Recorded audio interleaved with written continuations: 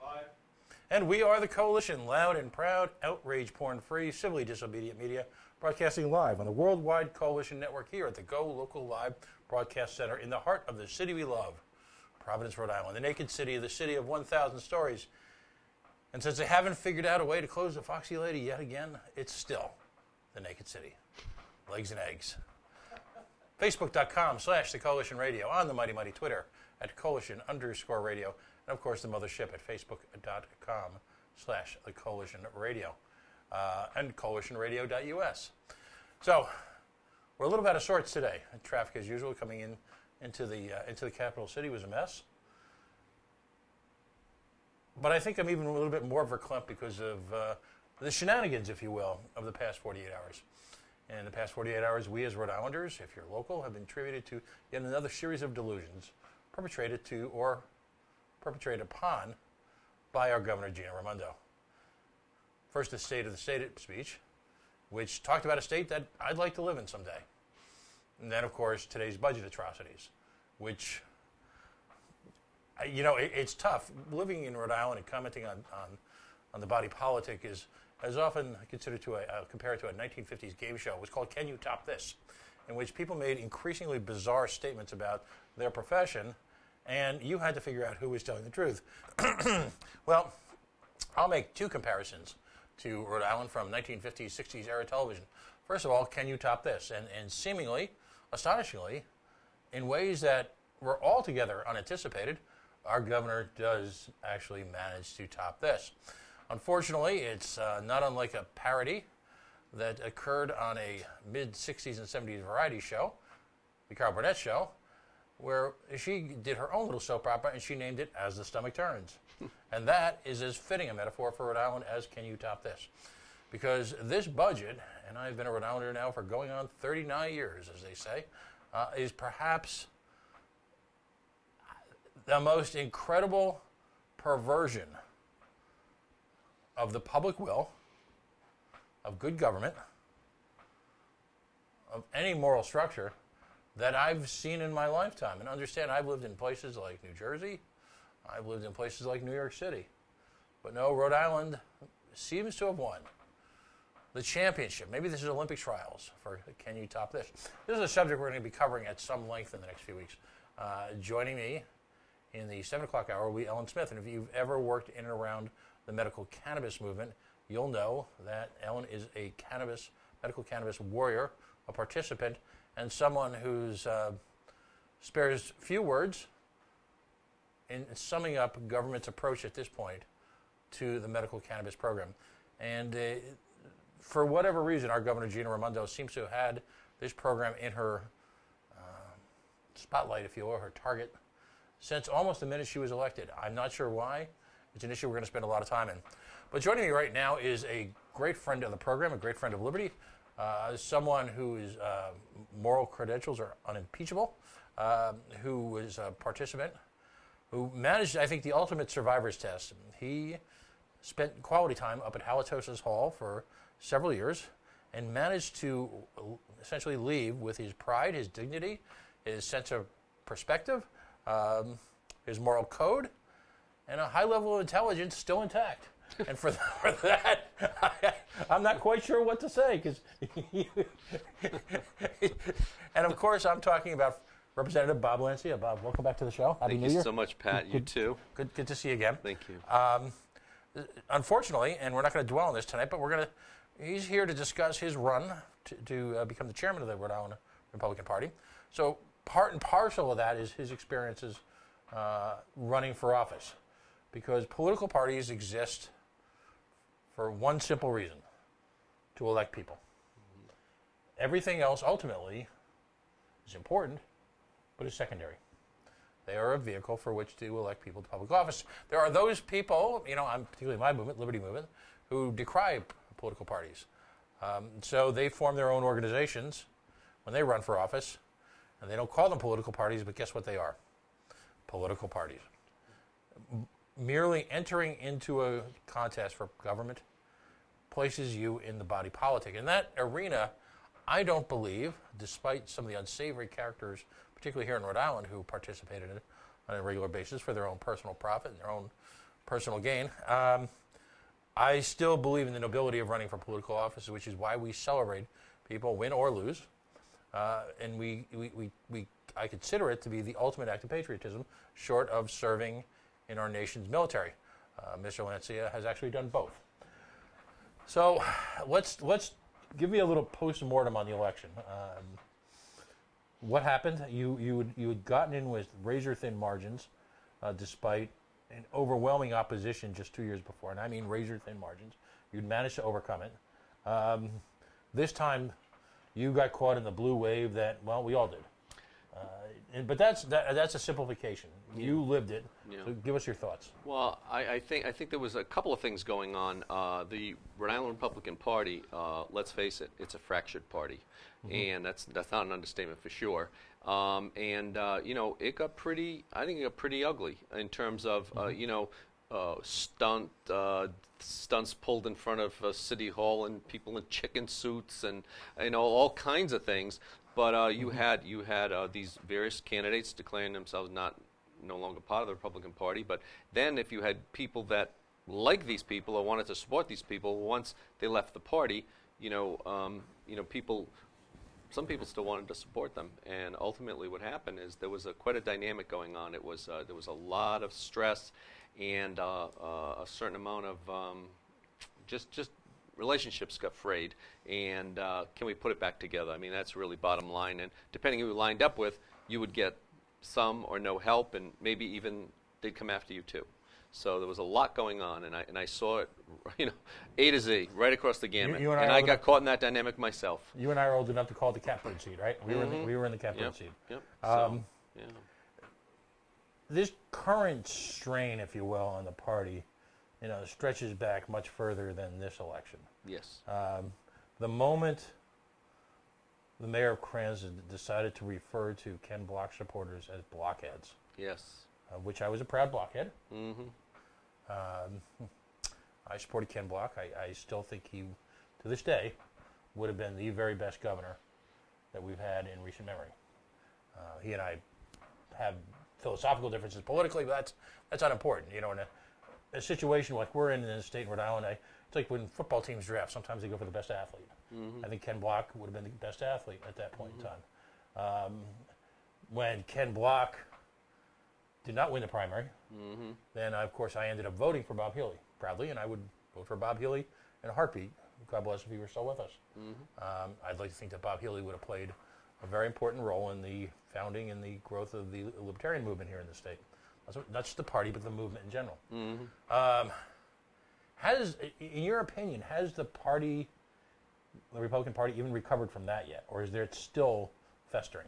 It has absolutely not recovered from that yet. I mean, there are a lot of people on the outside. There are a lot of people who are no longer part of the Republican Party who are kind of doing their own thing, but still have, they still have some connection to the party by helping candidates and things like that. So yeah, there is that, and and there is, I believe, also a lot of, unfortunately, time-wasted energy that if we could all come together and work as a group, because we're facing a dynamic I don't think we've ever faced before. I mean, you got your mainline Democrat, you got progressive Democrat, and then you got your Republican Party. And honestly, when Minority Leader Filippi gave his address, he was doing that as a minority leader of 9 people. To think that the leader of the progressives, if he or she had chosen to speak, would have been representing 20 people.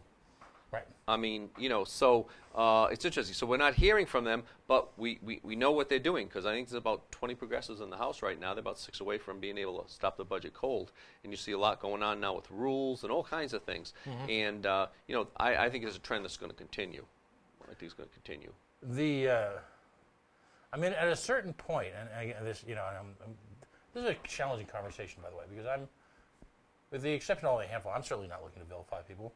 I think we're trying to have a mature arm's length analysis of a product and a project and a population that has become, I don't even know if anyone really remembers the first thing that somebody said to get anybody mad at this point, other than, I guess the historical dividing line is the blockhead commercial. I think that's what most people would agree took a difficult situation. And you can go back even further than that. You can look at the head of the race that you're involved in, that was decided by one contested vote just 2 years before that, when Mark Smiley ran against a good doctor. Was that 2 or 4 years? Regardless, Yep. You've got this schism. Yep. And when you have a schism like that, sometimes you have to go back and start from the basics. Yes. In your mind, what is it that makes a Rhode Island Republican? Define that for me, if you can. Well, I mean, for me, a Republican has always been one that believed in, smaller government, lower taxes, more freedom, those kind of basics for me, and what's happened is, we've gotten sidetracked on a lot of side issues. I mean, depending on, and I believe instead of focusing on the financials, we've, got off into my denomination, American Baptist Church, is the same thing. In the 70s, they almost killed themselves, the denomination. Instead of focusing on the faith, they focused on the social issues in the 70s, and wrote a very, very good book about it. Tony Campolo, can this church be saved? And he was a professor out in Eastern College in Pennsylvania, but really delineated, when something like this happens. And I think we've gotten so sidetracked with so many things that I think the focus at this point, I said last election, this one we just completed, was Custer's last stand. Well, guess what? It was a slaughter, an absolute slaughter. Can we recover from that? And that's one of the reasons, someone approached me about possibly running for chair, because I'm not done yet, and I'm going to be doing something. But I talked to my wife, Mary Ann, and I said, what should I do? And she says, I think you need to try to fix the party. And that's a selfless thing. It's not a paid position. You just do it because, you think it's the right thing to do. So I'm willing to put myself out there. And plus the fact that I and my wife are both retired, I can do, as you know how I am now, 24/7, 365 days a year, sometimes 2, 3, 4 events a day. That's the same energy and perspective I would take to a job like that, because it's the only way we're going to be successful. The other thing, you know it as well as I do, the number of minorities in this state right now, the Republican Party has become more reflective of the population. And unless we define who we are, they don't know what a Republican, when you say Republican, they think Trump. And it's more than Trump, you know what I mean? Trump's one president. He's not the party, but we haven't done a good job of defining ourselves. Right, because ultimately there are a lot of people non-Republicans, and the Republican Party is at such a minority that they have to get other people who don't like them to vote for them. That's right. Is that, unfortunately, at this point, for the party, Trump defines the Republican Party. That's right. He's taking. Is there, at this point in time, Alan Fung is term limited. I can't imagine he's going to run for governor again. Who knows? Hillary keeps talking about running for president again. No. Sondland ran 3 times. Sondland ran 3 times. And he won on the 3rd time. Okay. And but he was a millionaire, too. Right. And he actually owned a mansion in the yacht. That other character from the East Side, who was the, she ran 3 times, too, I think, didn't she? Yes. Myrna. Yep. Mirth York. Mirth York, yep, that's right. How can we forget Mirth York? She's the evil stepmother, if you will, of some of the folks who are running Providence as we speak. Now then you migrate past Healy. There is still a schism that blames, incredibly enough, a significant part of the Republicans' downfall on Bob Healy. Now what's interesting about this election, this proved with beyond the shadow of a doubt that Bob Healy did not steal more votes from the Republicans than he stole from the Democrats. I mean, it's just the lie came out. A good friend of mine, someone I respect and thinks a lot, Mike Rinaldi, was involved with the Healy campaign and did a voter analysis and found out that probably Jeter lost more votes to Bob Healy than Mr. Fung did the first time around. And yet there is that same kind of, I would say, call the ambulance, because people will still spit that out in a chat room, in a Facebook chat room. How do you motivate people to just, what's that song from Disney, Let It Go? How do you do that? Well, being in the religion business, we talk about Christian charity, but a willingness to let go, and we say let go, let God, but at least let go and allow an opportunity for some healing. I mean, to kind of air it out a little bit. I think that's kind of been done, but agree that there's a greater issue at play here the need to take the state back, and we are in such a bad place. And this last couple of days just was more evidence of it. And I mean, what's being proposed now? I mean, I thought it was bad, but I didn't think it could get any worse. Wow. And the other thing I got to say, the night of the day before the State of the State, what happens? That young child, special needs child, dies in a home in Oakland Beach Walk, and we learned much about the woman who's caring for the children and everything. And so she dies. Did we have a moment of silence for her up at the State House? Did anyone wear some kind of a ribbon or somebody, or take a moment to remember this child?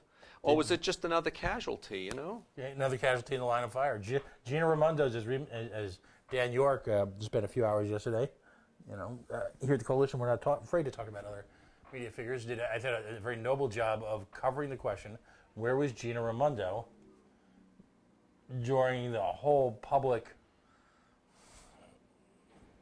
release of this? Yes. Nowhere to be found. Yet on the same day, she was there hugging four-year-olds, under the notion of universal kindergarten for everybody. Yes. And when I was doing my sex offender forums in Cranston, I was trying to get the sex offender legislation passed. The weekend of my 3 forums, the Saturday, the Sunday, and then the Monday, 3 elementary schools, the speaker came to the first one. It was a place where we shared a common folks. And I thought he was on board with the legislation, but when he started to speak, it sounded like he was not, and he was ready to step away. But that happened to be the same weekend that 3 children had died in DCF custody. So I turned to the speaker. I said, Speaker, with all due respect, I said, I will not allow one child to be murdered, molested, raped, or killed. And he turns to Richard Espel's attorney and says, draft Lancey's legislation. But it took that. I mean, we had to get to that point. Right. But now, did we learn anything? Apparently not. We have kids that were in that home prostitution. You know, they were farming out for prostitution. We've got kids, a friend of mine was telling me, we've got like 55, 56 kids we can't even account for. And now we have a house where, you know, it wasn't properly vetted, and we allowed the woman to, you know, she's receiving $5,000 a month. She's got eight special needs children, and she can't even take care of herself. I mean, there are so many questions. And remember, Congressman Cicilline went down to the border, right? Because we had that child killed at the border. Yeah, right. All well and good. But you know what? I would have liked to have seen him show up here in Rhode Island, you know, with that same kind of passion and fire because of that situation. And honestly, the federal government really needs, just like we talk about UHIP, the federal government needs to come in and do a complete evaluation, investigation of DCF. I honestly believe that. Because this is an isolated incident. This has been going on and on and on and on and on. More children have died this year in Rhode Island than at the border. Yes, every year. It's unbelievable. But, you know, moving on from that. So we move on from that, and then we hear the details now on the budget. And I couldn't believe it. I couldn't believe it. So many things that, you know, in my time, last 4 years, we fought hard for. Getting rid of beach fees, ending scoops, 911, all these things. What happened? They're going to reinstitute everything. There is actually, has been reported to me by another contributor to the show, my good friend Bella Robinson, that there is now going to be, and she showed me the legislation. I haven't had a chance to read it, but Bella's sharp as tacks. A $2 surcharge on the cover charge to go to the strip clubs to take money for rape kits. Who comes up with the idea? I know. And a good friend of mine had said, okay, we've got gambling. We're going to legalize drugs. He says, what's left? And I think one of the councilwomen in Providence, I'm not sure, she was very concerned, obviously, about the folks at Foxy Lady. Did she make a point at one time? Maybe we needed to legalize prostitution. Did you hear that? Somebody. Yeah, no, I did, and this is one of those subjects where you and I will probably disagree on, but that's because I believe in the end of prohibition as we know it, because after how many years? But to be known as a state of drugs, gambling, and prostitution. We are the combat zone of New England. We know, already are. Anyone who knows me personally knows I have 3 or 4 jobs, and one of them entails driving around Providence at 3 in the morning. I can tell you, I see things that cannot be unseen. No. Are you in favor of the mobile gambling? God, no. As a concept, to me, as a libertarian, we don't support or oppose behavior. Mm-hmm. We simply believe that behavior that exists between two consenting adults, where there is no harm accrued to anyone else, it should be the decision of those two consenting adults. So, for example, we have a very strong record on marriage equality. Now, on a personal level, most of us feel that people should be able, we have gay friends, gay family members. I will never embark on one of these jihads on gay folks because that's just wrong. It's immoral. But on a legal sense, marriage is a property rights contract between two people as far as the state goes. Now, you're religious. I happen to be religious, so I believe in God and Jesus Christ, and I believe that the church should validate. But that's my choice. And when it comes to gambling, my concern is primarily constitutional. We have a constitution in Rhode Island that says that if there is an expansion of gaming, it needs to be voted on both by the city in which it'll take place and by the state. And they've chosen to ignore that. I believe that to be a constitutional crisis. And it's something I'm trying to work on in the background. It's not an issue. So that law exists. So now take that to the next level of mobile gaming. Now, we're already getting regaled with stories of standing line only. If someone wants to gamble, I personally, not that I don't gamble, I've gambled a few times and I've felt horrible when I've lost. It's not a happy thing for me. Not a happy place. For some people it is. They choose to do that. They should be able to do it anywhere they want. The whole notion that we've got a state that is possibly one of the worst nanny states in America, and it was pointed out by smarter minds than I today that Gina's big shtick, if you will, the persona she adapts is this mothering, I'm going to keep you safe. Unless, of course, you're a DCYF. Unless, of course, but at the same token, if it's all of these things are immoral and are arrestable, why is the state given the right to engage in this? I think anybody who owns a business here, or anybody who wants to run a game of chance, should be able to. It's good. If it's okay for the state, why can't I do it? Yeah. When they have the pools, when they have the special event, you can't run a pool. Why can't I run a pool? It's just a fun little activity. Right. I mean, not a professional gambling operation. Yeah, but I should, quite frankly, if it's okay for the state to do it, I feel like that I should be able to set up a table outside and run a craps table if I want. I mean, this notion that behavior is either sanctioned. We live in a permission society where we seek to get permission from the state to be able to engage in acts that are, quite frankly, an extension of the human condition. The notion that we have to get approval from the state is an abomination to me. And I, as a libertarian, we're going to continue to educate the Rhode Island public every day. Now, which draws us back to the message of the Republican Party. The Republican Party in this state right now has no message.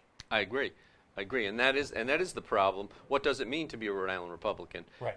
And so for me, I was in Portsmouth last night. We were talking about this, and I said, okay, so we might be off left, right, of center, whatever. I said, but are there 5 or 6 things maybe that we could agree? Focus more because we're in a mess. Financial. Let's focus on the financial. Let's talk about what it means to be a Republican in terms of the financials. And so I said to the people last night, I said, how could everybody be in agreement with the fact that we need zero-based budgeting? Don't tell me what you got this year and what you tell me what you're getting, and I'll tell you if you need that.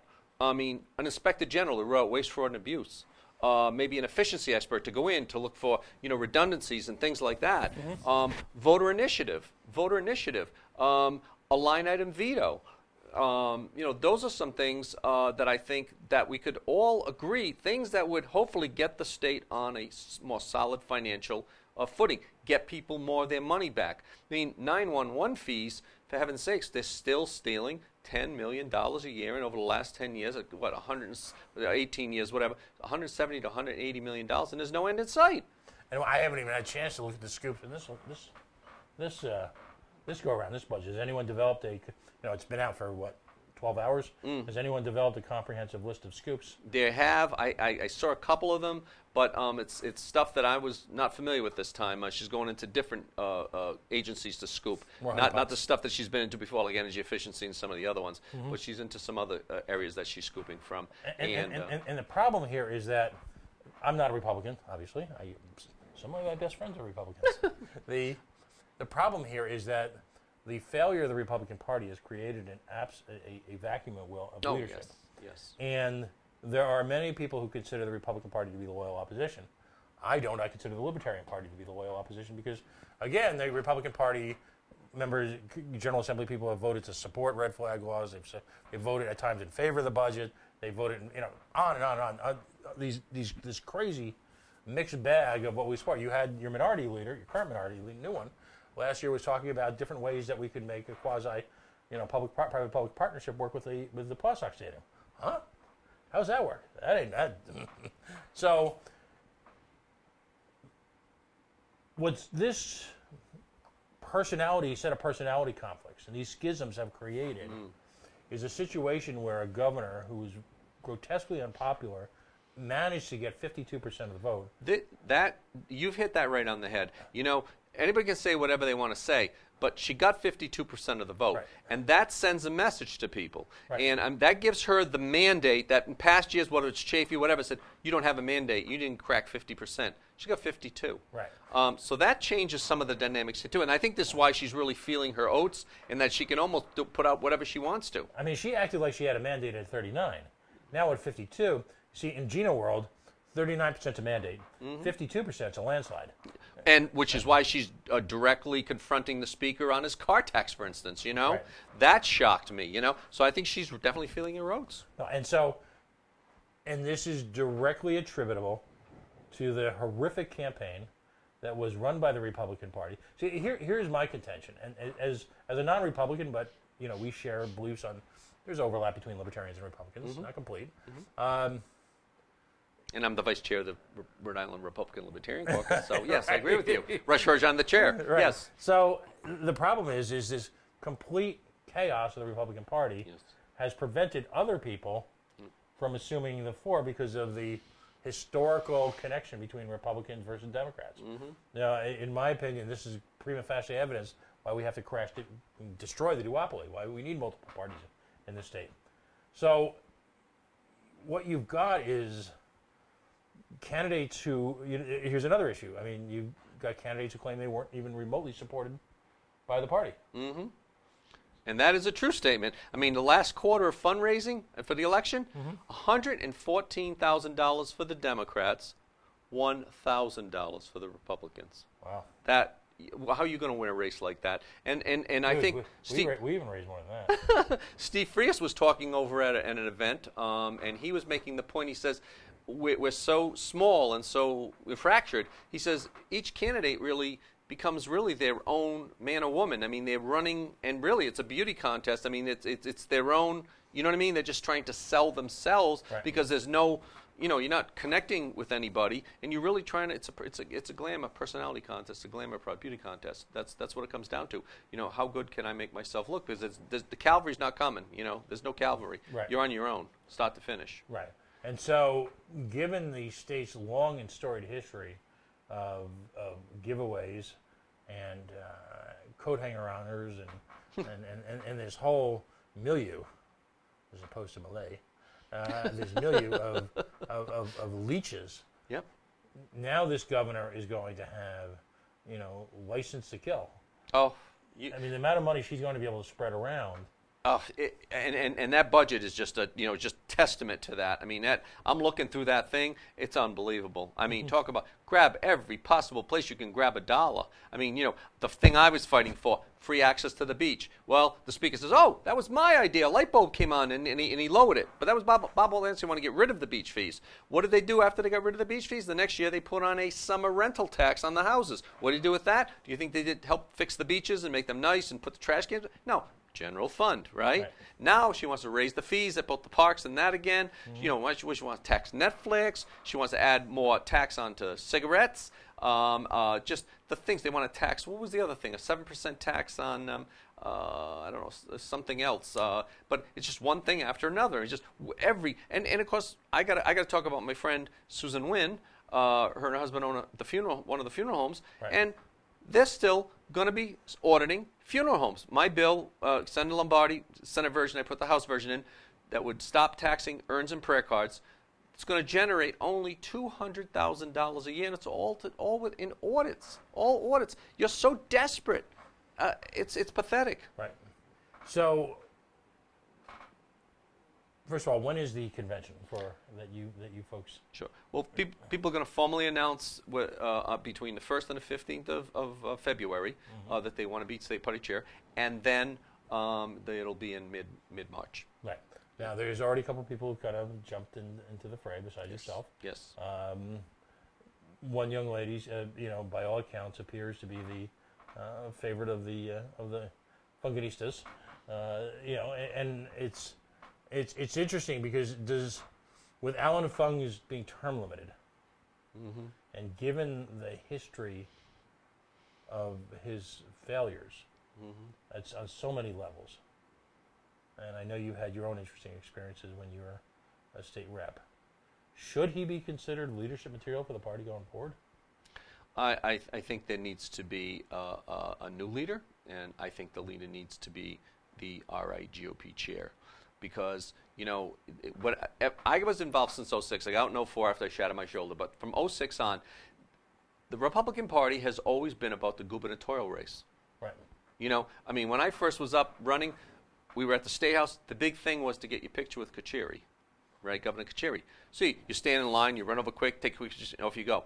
We never hear from him again, or really the party. We're on our own.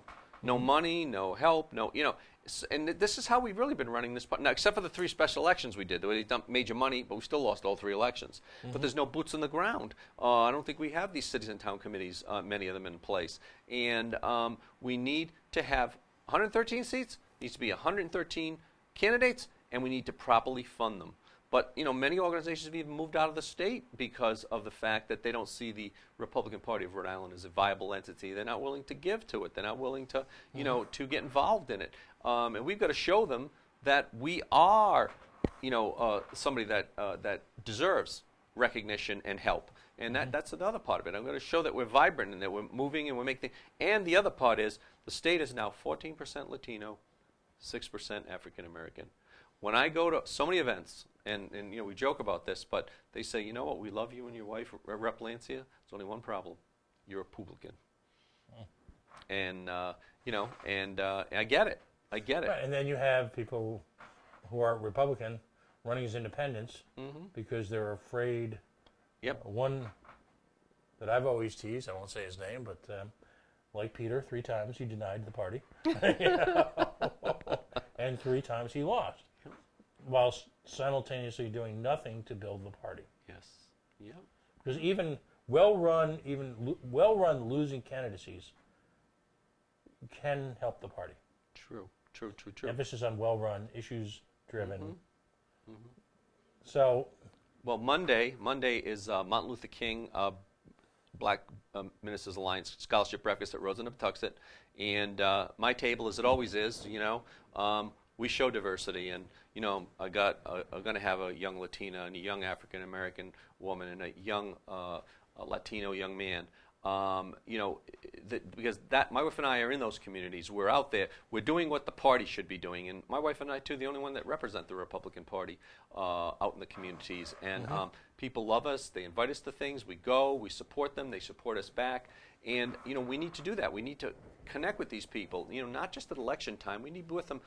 Throughout the whole 2-year cycle, get to know them. And, there are some conservative folks out there. There are people who are not happy with the way things are going. But they don't see an option other than voting D all the time. And we've got to give them an option, show them a better way, that there's a better way to do things. So, yeah. Now, so what's, upon being elected party chair, after you're whisked for security reasons out the back door from certain constituencies, what's your first order of business? What do you do? What's the lineup? What in terms of just your first official act as party chair? Party chair. Yeah. Well, first thing would be we want to do a major fundraiser, but it would be a fundraiser kind of really a team building kind of a thing. We would get people together. I said on Tara Granahan's show, we can mention other shows. I said on Tara, I said, I want to let the disaffected members know that there's a home, they can come back, that and I would like to do that. A lot of people walked away for a variety of reasons. Like to bring people back in, but we got to be for the same reason, the same point, which is to win seats, which is to take our government back. So that would be the goal. The second thing is we're raising money, but at the same time, starting the day after the election, start recruiting candidates. Start recruiting candidates. So we should do it not now, not 2 years from now, not begging people in June to please run to try to fill out at least 40 places. No, we're going to have 113 candidates. I remember when John Robitaille ran, I helped him with his campaign with Mike Napolitano, communications director. He had an idea at one point. He says, you know what, we should get all the candidates together. We should go, there's a barn out east or west Greenwich, had a huge American flag. Let's go out there, everybody, and let's take a picture together. Let's show some unity. Let's work together, And that's the last gubernatorial candidate I remember even trying to do anything like that. Right. So that's what we need to do. Yeah, if your gubernatorial candidate is the beneficiary of 2 or 3 divisive primaries while simultaneously hijacking town committees, you're not going to generate a lot of kumbaya, are you? No, you really. I mean, it's about building grassroots, and it's about getting General Assembly candidates elected. Again, a minority leader. Great speech, but you represent 9 people. Where's that going? If I think some people have said that Christopher Blajewski is kind of the head of the progressives. So maybe somebody like Chris Blajewski should have been given the response because he's got 20 people. You know what I mean? Mm-hmm. I mean, when you look at numbers. So much happens at a more established political party, like the Republican Party, at the town committee level. Mm-hmm. Cranston, in one sense, should have been ground zero in terms of unity, and should have been, given the gubernatorial candidate's presence, should have been really an example for the rest of the state to follow. Because you also had the specter of an opposing speaker within that community. Little birdies have told me it was anything but. What, if you're willing to, what happened in Cranston? Well, I honestly just think, like last election, there is a challenge in Cranston, and the challenge is you have people over the years who have switched parties, to one thing becomes something else. But you've also had the fact that the speaker commands so much power and authority that, and the city is a beneficiary of many of the things that the speaker does. So, I mean, both on the Republican and the Democrat side, it's really an odd pairing for so many reasons. And so the speaker, for all intents and purposes, really controls the city, and and people work with him. And even when Steve Freyes was running, a lot of people did not support Steve. They supported the speaker because they were more concerned with the speaker losing and the conservative voice leaving the General Assembly than they did about, as the Journal said over and over again, a representative gets elected who has no power, no authority, and even today's editorial mentioned they never never miss an opportunity to put an adjective on the Republican Party. Today it was the microscopic Republican Party. Another week it's the party that could meet in a phone booth, things like this. So they're always giving us a subtle little whack, Not that we don't deserve it, but because we haven't done our homework. Well, yeah, but it's also unfair because, institutionally, I can tell you from my experience as the chairman of another political party, the rules are so rigged. Now, that's not to make excuses for the personal warfare that certain leaders of the Republican Party have conducted on others. That's a separate issue. But the Providence Journal, under the leadership of Mr. Acorn, they should look inward. Mm-hmm. I'll continue to ask him the question that he refuses to answer. I've asked him personally. I've asked him on TV.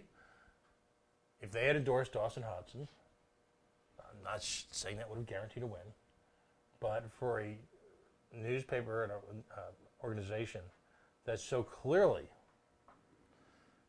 cries on every shoulder about freedom of the press, very often exaggerated, it's freedom of their press. They're not interested in playing nice with other people. That the recently dearly departed Attorney General was an abomination on every single level. And I always find it interesting because when an organization like the Providence Journal fails to show courage, isn't it something when they're always the first to have it bite them in the their rather ample posterior, because essentially, despite them trying to get along with Mr. Kilmartin, they frequently were the target. But so for the Journal to beat up on people who are ultimately volunteers, who you may consider their efforts misguided. Just by the way, a newspaper that has lost the circulation and is in a dead end like they are, to point out other organizations who are volunteers and criticize their managerial techniques is amusing, to say the least. All right, let's be blunt here. No one's going to do any case studies in the Projo anytime soon on how to eclipse the emerging, internet and its impact on news. Yeah. No one. If anything, they are going to be the poster children for taking a mid-market newspaper and literally watching it sink into oblivion. Oh, it's just... So the Journal has, and their vilification of Brandon Bell, regardless of how you feel personally about Brandon's tenure, I thought was just an abomination. To pick on a person personally like that, who I think had the best interest in... I'm not going to agree with everything he did. He's kind of the opposition for me. Mm-hmm. But to pick on him personally, as a volunteer, as someone who was trying to contribute, at best that's unfortunate. So the Journal has no moral standing whatsoever in the community to dictate anything to anyone at any time, in any place, in any reason. In any form, too. You can't do that either. So you get it. The town committees seem to be the ones that are struggling. Oh yes, and we visited. My wife and I visited, I think, 5 so far, and they're in the reorganization mode. But I think one of the things you do notice is that it's a lot of the same folks, and they need to be bringing in the new, younger members, but even the Democratic Party isn't what it used to be. But so that's the challenge and the goal. And I had one gentleman, he's in a community that's more heavily minority, and he said, I'd love to sit down and talk to you sometime. How do we reach out to these other groups, And that is a very good question when 14% of the population, and again 6 African American, 14. That's 20% of the population. You've got to be reaching out to these people. They got a lot of the same issues and problems you have: taxes, raising families, keeping as much money as they can, and we need to encourage these folks and let them know, because a lot of times right now it's capitalism. Let's face it, it's a battle. Capitalism versus socialism, and and right now socialism. Look what's going on in Washington. Socialism is running wild. But we've seen that story before. We know how it ends. Right. We know how the movie ends, and it ends badly. What can you do as a party? So we understand then that the town committees have to be reached out to, and they have to be energized. In the run-up to the show, we were talking about Donald Trump. It's clear that in a blue state like this, that Donald Trump had an extra heavy impact on the voters here in the state, particularly in the city of Providence, where Donald Trump could be held out as a bogeyman to folks who are people of color, to folks in a variety of minority communities, folks who feel who are left of center, who clearly did not. I mean, Gina Raimondo still polls terribly. What can be done about Donald Trump, or to a certain point, do you just ride out the storm? Is there any positive for Donald Trump being a Rhode Island Republican? I mean, it's got to be a pretty strong burden to carry. Right now, I made the point on Tara's show too. Because of who I am and my background. I mean, I'm more of a Baker Republican. I mean, he's a Republican, but he's the most popular governor in the country. Works well across the aisle, as I do too. He's not a bomb thrower. He's not a name caller. And he gets quite a bit done, and he does quite well. And I think that's been my tenure up at the State House as well. So, that's more of what I would aspire to do or to be. And so as I meet people, I say, I am a Baker Republican, and for these reasons, Right. And I think we've got to become more that than, the other side of it. I mean, even his own supporters clearly say, he needs to change his style a little bit, And but that's on the federal level, and it ultimately doesn't affect anything in the state. Let's face it, we got so much work to do in this state. We don't need. But I'm gonna play devil's advocate with you. In a fairer world, you would be correct. the problems in this state are largely, almost exclusively, because of Democratic rule in the state over now going on. We've been saying 70 years for so long. Yeah. What was it, since 1935? Right, so we're into the 80s that now. bloodless coup that night? Right, the bloodless revolution. Yep. You know, we're into the 80s now. It's been 80 years that they've been in charge. Yep.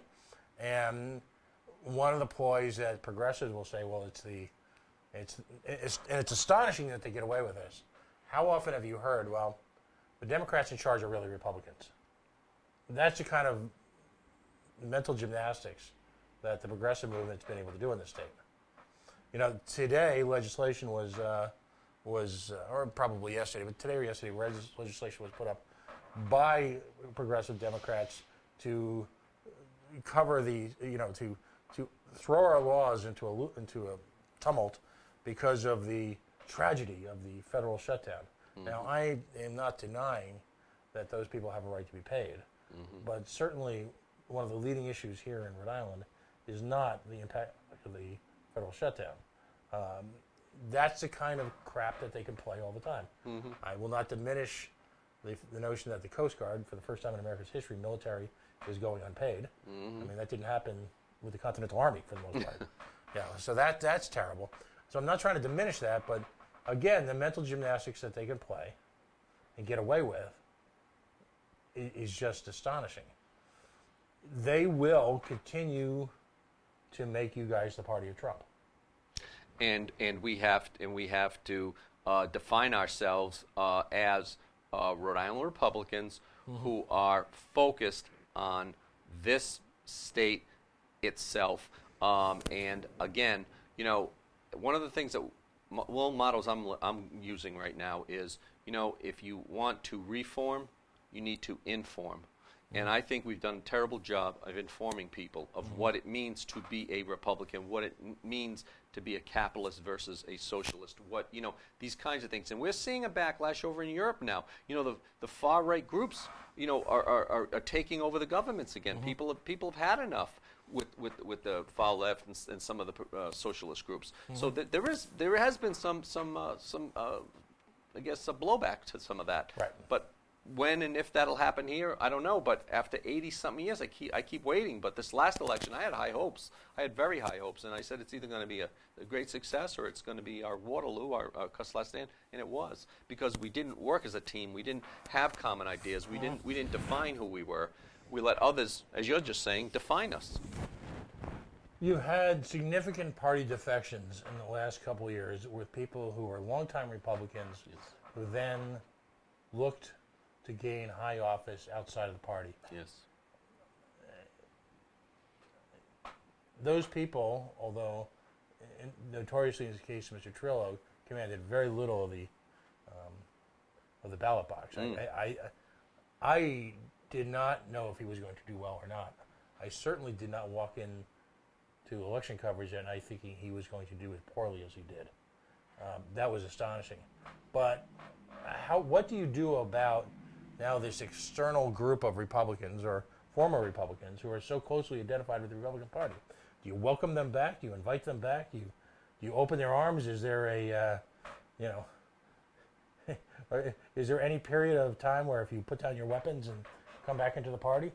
Or have they, given the damage that they did to the prospects of beating Gina, and given the ammunition they gave her by essentially enabling, in her minds, a windfall election returns, do you just say, listen, the harm you caused to the party was irreparable? How do you adjust to something like that? Well, I think that is, once the new leadership is elected, I think then you have really a serious sit-down discussion with those involved. Right. And you talk about it, and maybe it is a vote. I mean, we're a democratic, thing. Maybe it is a vote, but, what is everybody's feelings? And I think, the majority has to be listened to. And, I had one of the young men I'm running against, he asked me that question the other night at one of the town committees. Would you be open to, inviting people back? And I said, yes, I would be open to it, but, on what basis and what parameters and that kind of thing, and how much damage was done, right. And was it irreputable damage, and, that they pay an ultimate price for that, right. You know, look at in Cranston, the mayor got, I think, 10% less votes. I was talking to Jonathan Keith because he got 44 against Gallo 2 years ago. This time he only got 40. But he said, Bob, I looked at the numbers for you and me because I lost by 297 votes. He lost, you know, by, again, 40-60. I was 53-47. But he says, Bob, look at the votes. The mayor's numbers were down at least 10% throughout the city. So, I mean, were people not energized? I mean, what was the reason for that, you know? Yeah, I mean, I think that takes a little research too, you know. Okay. So you're open to a conversation to have sort of the, you know, you and I are old enough to get this reference, the Paris Peace Talks. Yes. Yep. Hopefully you won't spend years arguing around the shape of the table. But we don't have time. We don't have enough time. We're going to be starting recruiting candidates the day after. And you know, and then people said to me, Mike Napolitano, you know, he's a dear friend, and you know, he's not with the party currently, but he'd love to see him come back. But he asked me early on, he says, well, if you ran for party chair, you're going to be focused on party chair, not running for office. I said, yes, that's the commitment I make. You can't do both. I mean, God bless Brandon for trying, but you can't do both. You really got to focus. Right. And so I said, yeah, I make that pledge. But if I lose the vote, I mean, I'm not done. I mean, you know, I have a couple of opportunities I'm looking at, and I will run again if in fact this doesn't work out. But I think this is so important. I'm willing to put personal ambition aside to try to accomplish this. yeah, I think everyone could agree, regardless of your perspective, in some cases bias, in some cases prejudice, that the party simply can't go on. There in its current mode. There are those who suggest that literally there should almost be a 1 year shutdown, just kind of a decompressing period, and then to invite people back to the table. What would you? Now, that's not going to happen. But what would you say to those people who are so cynical about the future of the GOP in Rhode Island? You know, we're very short window. I mean, it's a 2-year cycle, very short window. We would have to get right to work. You could have some ongoing meetings and things behind, but you know, if I think we focus our energies on the right things, recruiting people, working team, that kind of thing, I think we can be successful, and I think we can continue. If people don't want to be a part of that, then step away, I think, more than you know, shut it down. We just wouldn't have that kind of time. Right. We need to get right to work. And people said that to me. Says, Rep. Lindsay, once you're elected, what do you do next day? I says, I'm recruiting candidates. There will be 113 candidates for next election, and they will be funded. Excellent, excellent. So let's. You and I have done this before. We've got about 2 or 3 minutes left before the top of the hour. We can run a little over. Imagine right now, you're at the convention. How many people are in the Central Committee?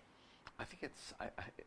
I don't even know the number actually. It's thousands, isn't it? No. The whole thing together, I think we're about 323 voting members. So. Okay, so you've got 323 voting members. Give them your speech. Give them right now. I want you to look into their eyes and say, "This is what I'm going to do to resurrect the Republican Party," and also perhaps explain to some of them that a resurrection needs to take place. Yeah, basically, we found ourselves, you know, at the end. I mean, we are at the end, and we need to rebuild. We need to rebuild quickly, and we need to do it in a short window of time. We need to be reaching out to diverse communities.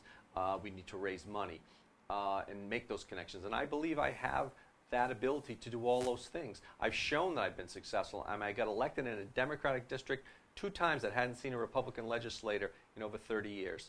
And I think we can do those kinds of things, and I think we can raise money, but I think we need to work together, and I think we need to define ourselves, and we need to do that too. So all those things combined, I mean, that's really, it's a high bar, a huge task, but I think we can accomplish it if we all agree to work together. So I've tried to stay in good stead with most folks, and I think even those that are disaffected, they'd like to come back in the party for that sole purpose of rebuilding the party and winning and turning the state around and saving the state. You know, I'm all ears. Excellent. Well, I wish you, as always, nothing but the best. Thank you. Best of luck. Thank you. I know you're going through a period right now where you're kind of looking at weighing your options. Your commitment to staying involved, despite the atrocity of this past election, in and of itself is highly commendable. This state needs sane, moral leadership more now than ever, because the gauntlet was dropped today in a way that I don't think any of us could have ever anticipated. the there are forces at work that are looking to centralize our economy into the hands of a failed government. There are people who are looking at our schools, and the best way I could describe all-day kindergarten is A, let's define what it's actually going to accomplish, and B, do I want to hand children over to failures at a younger age? Because there doesn't seem to be any sense of urgency other than rhetoric. I hear political leaders talking about spending the next 10 or 15 years sorting out our school system so we can lose another generation of people. I look at all of this, and I wonder how this state continues on. I just wonder, and despite my dark humor in the past, I don't want to see the state fail. No. But at a certain point, this is me, not you speaking, at a certain point, I wonder if after announcements like today, is that going to be the only cure? Because I'm just not sure what universe these folks exist in. I just don't know anymore. Agree. Well, best of luck. Thank you. My heart's with you. God bless you. All right, Thank buddy. you so much. Always good to see you. All right, we're gonna take a very quick break right now. Bob Lancia, Representative Lancia, joining the coalition tonight to discuss his candidacy for the chairmanship of the Republican Party. Tall order, but if anyone could do it, I bet you it's you. So, thanks for coming out tonight. Thank you so much. Thank you. We're going to take a quick break right now. Ellen Smith is going to join us in just a couple minutes. We're going to line things up. We're going to talk about, to me, one of the central atrocities from this sort of sad day here in Rhode Island. And that, of course, is the medical cannabis program here in Rhode Island. Folks, we are the coalition, loud and proud, outrage porn-free, civilly disobedient media broadcasting live on the worldwide Coalition Media Network here at the GoLocal Live Broadcast Center in the heart of the city we love, Providence, Rhode Island, the naked city, the city of 1,000 stories. Facebook.com/The Coalition Radio, on the mighty Twitter at Coalition_radio. And of course, the mothership, CoalitionRadio.us. I want to take a moment to thank this segment's sponsor and some of our guiding lights, the folks at YachtClubBottlingWorks.com, Rhode Island's finest boutique soda. A boutique soda that, well, was around before we even knew we needed boutique sodas. I had the option at a local convenience store the other day to taste their attempt at making a pale imitation of Yacht Club soda. Oof, it was rough. Listen, we've got the very best, and we're looking at a playoff game this weekend where you're going to spend time around this table putting together the finest meals, the finest tailgating, if you will, virtual tailgating that you can. Everybody this weekend is a New England Patriots fan in the greater Boston, Rhode Island area. So don't ruin that dinner with getting the refinery soda in the big plastic bottle for 89 cents. Yacht Club soda, pure water, cane sugar, natural flavors. Soda like it was supposed to taste. Folks, stay tuned. We'll be right back.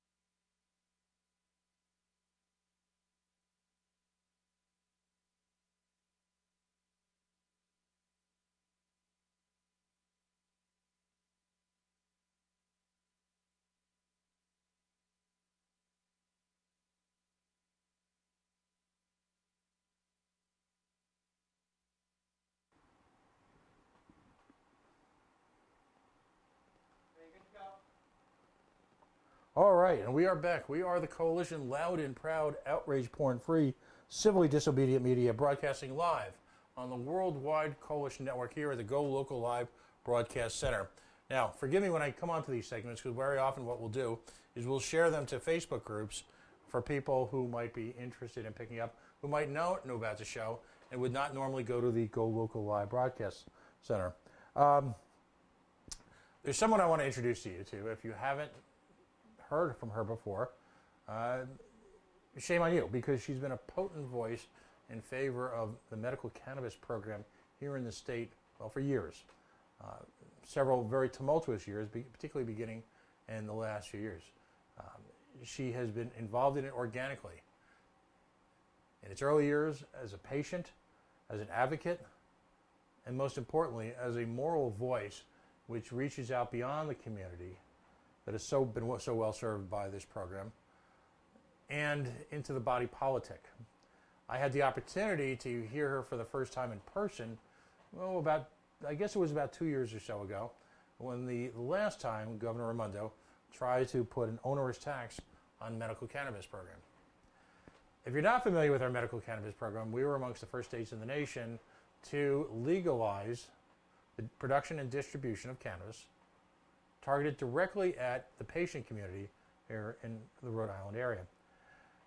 Folks who are very often in late-stage cancers, have neuromuscular diseases, a variety of afflictions, who, quite frankly, have found peace, solace, and a great deal of comfort in the ability, A, to purchase cannabis in a safe, dignified manner, in a production methods that are well vetted, the emphasis being safe, particularly in the last few years as we've read about all the different ways that cannabis, as well as a variety of drugs, can be adulterated.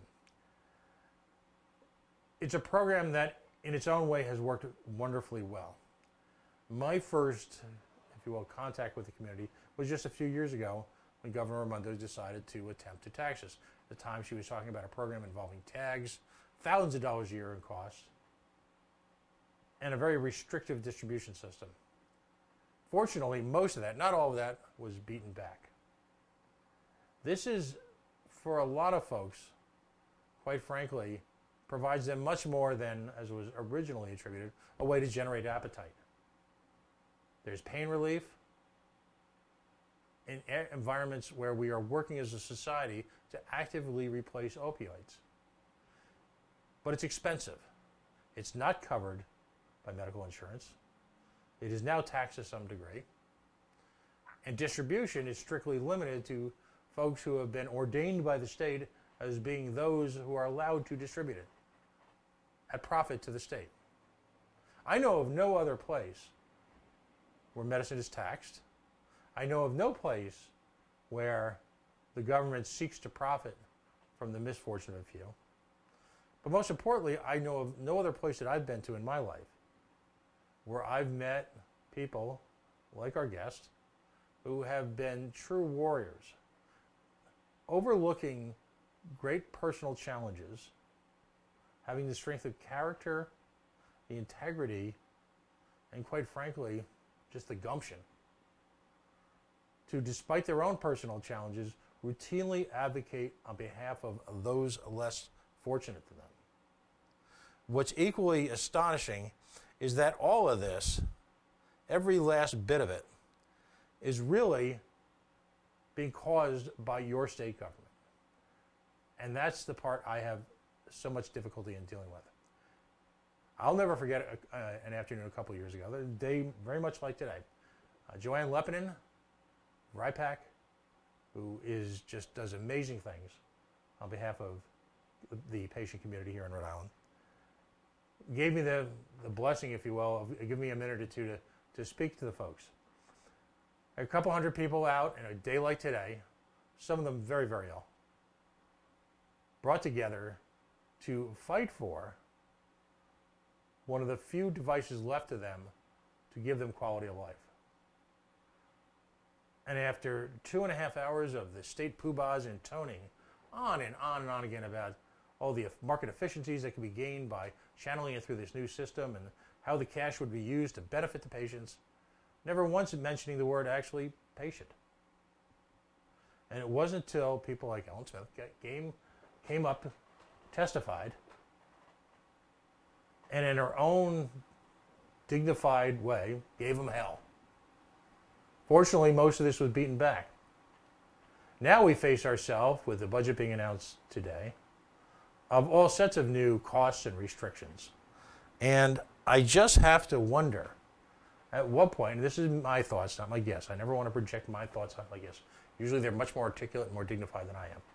At what point in time does an amoral Rhode Island government, who clearly lacks any sense of soul whatsoever, simply leave these folks alone to continue their lives in quiet dignity and to use all of their powers to face whatever physical challenges have been placed upon them? I just have to wonder. So on that note, I introduce you to Ellen Smith. Ellen, thank you for coming on tonight on short notice, and thank you for joining the coalition. It's a pleasure. If you would, tell us about your own history with the program. What brought you to the program, both as a patient and an advocate and an activist?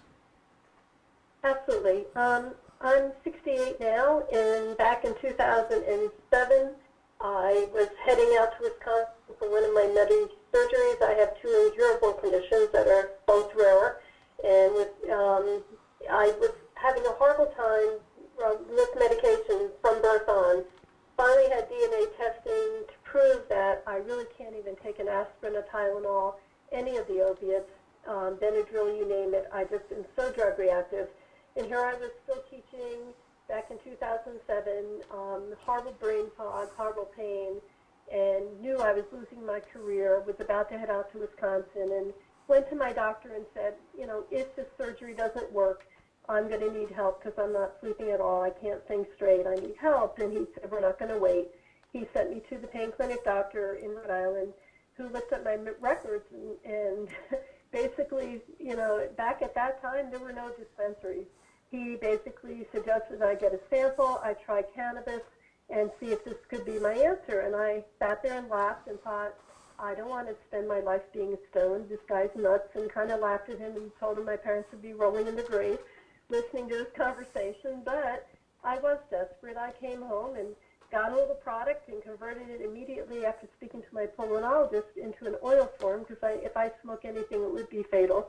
So I took a teaspoon of oil that night, warned my husband that I'd taken it. I tried cannabis recreationally in college once, and I did not react well at all. I spent the rest of the day in bed feeling like I was going in and out of sodium pentothal, and I hated the feeling.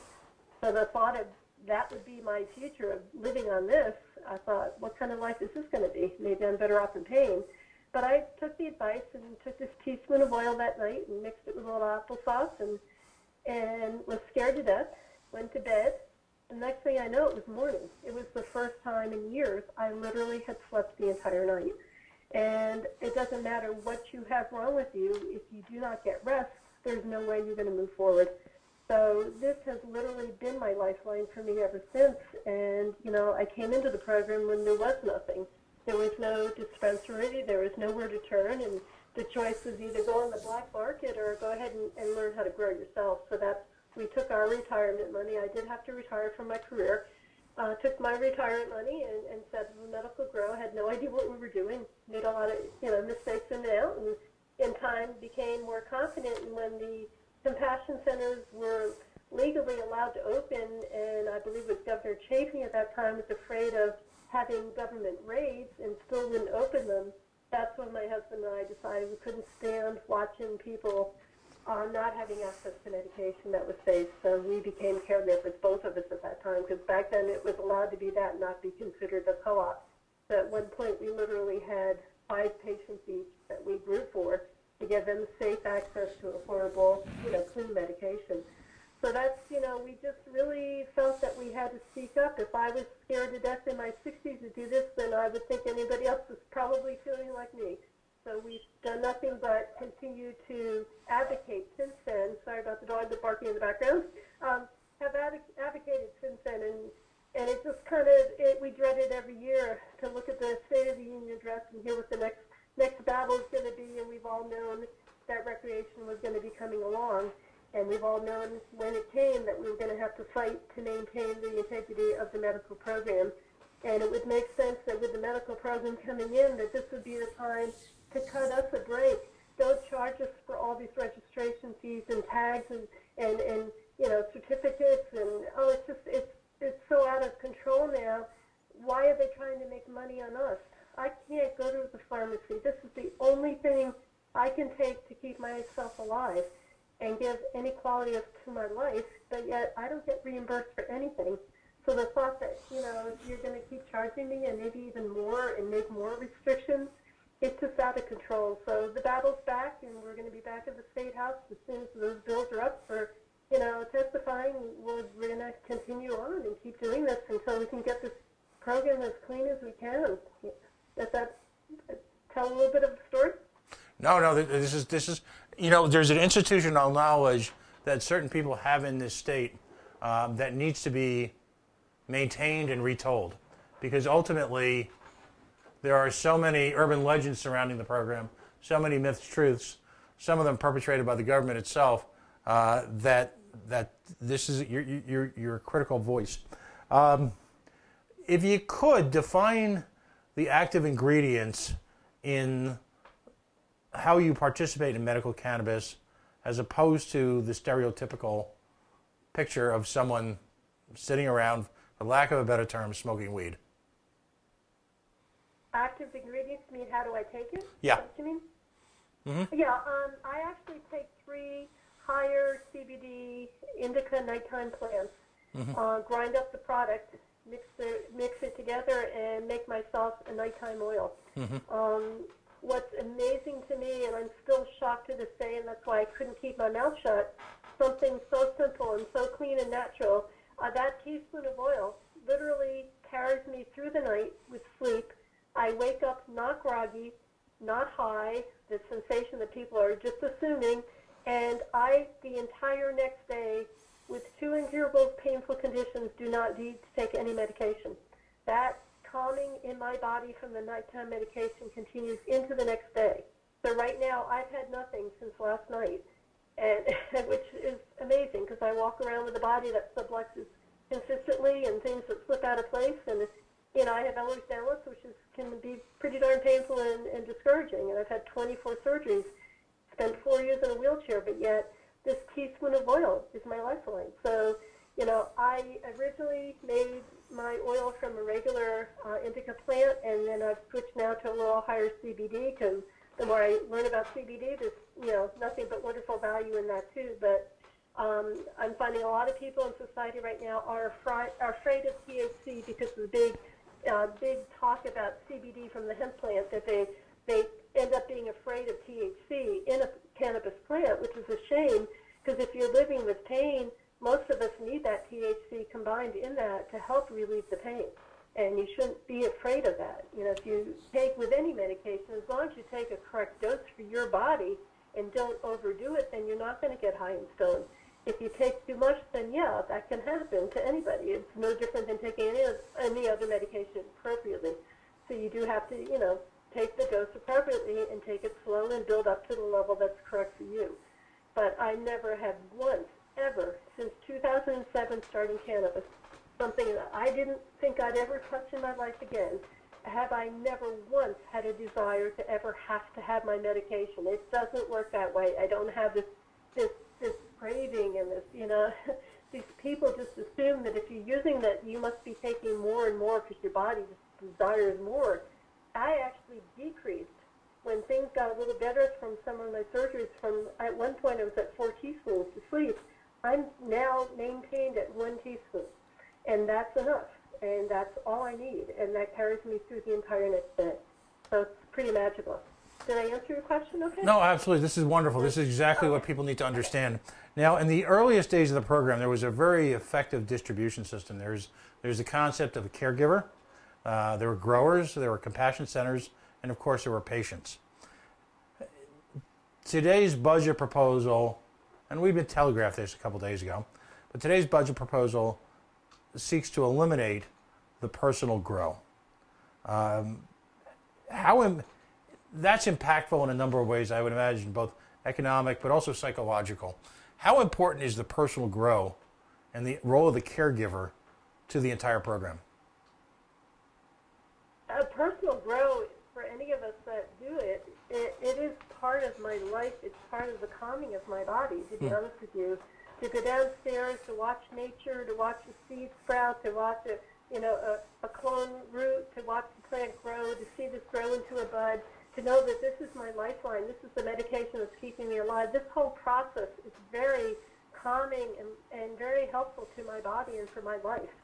So to even think about taking that away is horribly emotionally upsetting. And on top of that, as I stated, we used my retirement money to set up this medical grow. When I started in 2007, there was no other place to get medication unless I went to the black market, and then I wouldn't even know what I was getting. Right. I can grow safe, clean medication.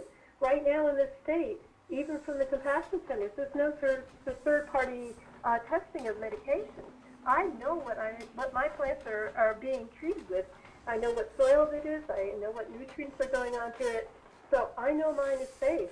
I am so reactive. The thought of going and having to come up with money, which would cost me more than the grow, to be honest with you, it would a lot more money to be able to have to go to a center. And on top of that, I go to a center, are they going to be able to give me those strains that are compatible to my body? And when I've spoken about my condition at a national conference, I explained to all this room of people learning about cannabis, even though we all have the same condition, it does not mean what works for me is going to work for them in terms of the strains. We all have to find what is the correct, strain for our personal body. Right. So that takes some time for people. And the thought that you could go there and let's say that particular strain didn't happen to harvest yet, or it got sold to a recreational user. I mean, it sounds like no big deal to somebody else. We'll just get something else. Well, that something else for a medical patient may not be their match. So Right. It's a very frightening feeling that this all could be taken away for a number of reasons for us. Now, people also talk about the role of the caregiver. You had mentioned you and your husband have been caregivers to up to 5 different people. Why would a prospective patient need a caregiver? What role does the caregiver play? A lot of different reasons. I've had patients that wanted to be very private. They did not want to walk into a public building so people would identify them. For instance, maybe somebody who's a teacher. I've had people who like the oil that I happen to create that they can't get at another center. I've had, it's just all different reasons. Let me see, my mind's a little blank. You're getting me late at night for me. Let's see what are the other reasons. Financially, we are able to keep the price down. We only charge for the cost of the soil, the electricity, and the nutrients we put on the plants, so we don't try to make money off the people as much as help to pay for some of our electricity, so we are able to keep the prices down. They appreciate that they know that I'm growing those plants specifically for them, so they don't have to worry about a loss of a strain, which can happen when you go to the center, and I'm not trying to put the centers down, but that's the reality. No, I of life, understand. that, Yeah. Somebody else gets in line before you, and that was the last of that product, and there it goes. You're stuck. Whereas we grow for our patients. They know that we're going to be able to provide for them what they need. And a lot of them really, I can't tell you for many, many years how many doctors would actually send people to the house for a one-to-one kind of a consult just to help them break through the ice like I needed to understand not to be scared of this. The society's made us scared, and we shouldn't be scared. This is a wonderful product, and it's going to help to turn your life away from many, many people. We've watched them go off other medications, including their opiates, because they're able to wean off of that, which is wonderful too. So it's a very, to be a caregiver, and I am a patient too, it's a very wonderful experience and probably one of the most meaningful things I've ever done in my life, to be honest with you, to watch somebody come into this house in a wheelchair, stressed, looking horrible, and then talking to them the next morning, calling up and saying, I can't believe it, you're right, I just slept. People don't understand what it's like to live life with no sleep. I mean, it's horrible. Like I said, it doesn't matter what you have wrong. If you don't get sleep, you don't think straight. You can't function. You can't move forward. So it's a very wonderful experience, and you know, it helps you when you're living with something. You've lost your career, you lost, you know, initially you lose your purpose and meaning in life, and you have to kind of rebuild yourself. And to feel that you can reach out and help somebody else in this manner makes me feel like I have a purpose again. So I'm very grateful to the state that they've allowed this to happen. It's unfortunate a number of years ago that they changed the ruling, and if two people in one household were caregivers, you became a co-op, and they're going to charge you. We couldn't afford to do that, so my husband had to drop his 5 patients, and it was heartbreaking. And we, you know, we're trying to follow the rules, but the rules get a little ridiculous, and it ends up hurting good people, good patients that are just like me, just trying to go on and live their life with whatever they've been given. No, this is clearly a calling for you. This is not you know, and understated is the importance of your skilled hands, and not only your psychological support and the way that I've seen you embrace people, but this isn't your neighbor's tomatoes, are they? This is not squash, which everyone by the end of the summer is looking to give away. It takes skill and a farmer's patience and a farmer's science to grow this product, correct? Correct. We put a lot of time and energy into learning how to do what we're doing. And it took us a number of years, like I said. It wasn't until the governor wouldn't let those compassion centers open, and we kept meeting more and more people coming to this house being sent by doctors to learn about using it, and then where were they supposed to turn? Right. And that was just heartbreaking. So that's when we finally got our confidence to break down and try to be caregivers and help other people, and have had no regrets. Our only regret is that we're not going to pay the money to be considered a co-op. That's insane. I mean, we are home growers. We've never abused the law. We're right here just trying to help people out, and to suddenly have to call us a co-op because we both live in the same house, it's just, you know, that was ridiculous. And we decided to let the people go, and it was horrible, and it shouldn't have been. I mean, I listened to the governor's speech in the State of the Union the other day, and I remember the line about we need to protect our elderly and the most vulnerable. Then what are we doing? Right. I'm one of those people. What are we doing? This is not going to protect us. This is going to tear us apart in the name of what? Making money off us again? I mean, this is not how we should be doing things. We're not trying to make money off of people that have hardship. That's not the way it should be. I'm sorry. I don't agree with that. No. I'm not a participant in the program. Somehow my family has been spared some of the challenges that the folks that I've met through my peripheral involvement have, and so at the same time, what you're saying is so straightforward and compelling. It's unimaginable to me. Now, the government, it seems like, just seems hell bent on what I'll call death by 1,000 paper cuts. Some of the challenges that you've had to meet from the government, and I wonder if you could address some of them, why they're so important. A number of towns, and we run a regular or semi-regular segment here on the coalition called Town Councils Gone Wild. You've got town councils who've decided that they're going to create their own medical cannabis law, and seemingly always on the list is a database of people who grow. Why is it important, why is it critical that you be allowed your privacy in how and when you decide to grow?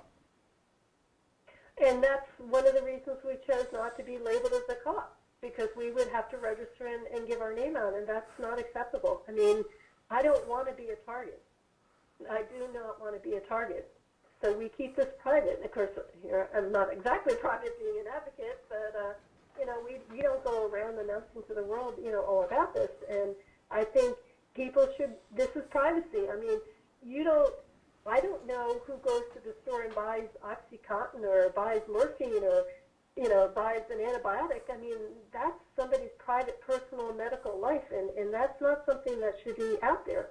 So I think that's really wrong and inappropriate, that we've always worked to strive to keep it, that this is a privacy issue, and a HIPAA law should be involved in this. It doesn't make any sense to me.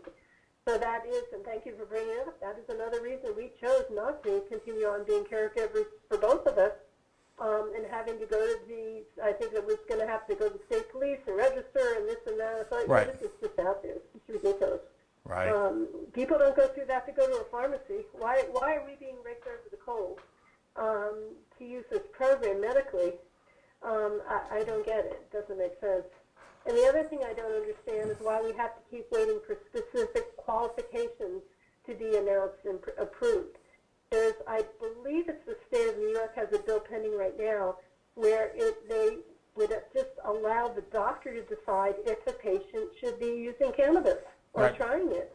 And I thought, what a perfect solution, because it's really, isn't that between the doctor and the patient? You know, why should the state decide who has the right? I happen to have a rare condition, and it's not listed. It's one state in the country has listed Ehlers-Danlos for a qualifying condition. The only other people in this country that can qualify with my condition is if they include the wording of chronic pain. But Arkansas right now has a list of about 50 conditions, and guess what's not in there? Chronic pain. So me, in that state, would not be able to be a patient. So it doesn't even make sense. We need to equalize this across the country. All people should have the right, and it really makes the most sense to simply say, with doctor's permission. Doctor is recommending this. Differently than a doctor recommending take the script, go to the pharmacy, and try this medication. No, I think that, to me, is the simplest solution in the end for this whole process. No, absolutely. I mean, there's just simply no question. And this at a time, and I can't stress this enough, at a time when this nation is embroiled in an opioid crisis, you've got a simple, natural, effective off-ramp for a significant number, and because of the Byzantine laws, we don't know how many people, but a significant number of folks who are using pain amelioration through opioids and or heavy-duty pharmaceuticals could seek the same relief at a significantly lower cost when the government is taken out of it by using medical cannabis. It's really that simple, isn't it? Absolutely. In fact, the U.S. Pain Foundation has been collaborating with America for Safe Access for a couple of years now for a campaign of End Pain, Not Lives, encouraging every state to look into the access of cannabis to replace, or have as an option for people who, I think we also have to be real that there are people out there who have appropriately and successfully used their opiates, whether other people like it or not, and it's been okay for them, and all of a sudden the rug's been pulled out from under them like they're criminals and they're nasty, dirty people because they've been using an opiate. And that's wrong, too. I mean, who are we to judge what's working for somebody and what's right for their body? I don't think anybody should tell anybody else what they should be using or not be using, and we're not living in their shoes. We don't know what their life is like, and if that was working, why are they not able to get their scripts filled anymore? And I'm not saying there isn't a serious opiate epidemic, but there's also the other angle of those people who were successfully using what was keeping their life moving forward as best as they could, and this was what was compatible for them. And that's really sad, too. So, it's nice that we have this as an option.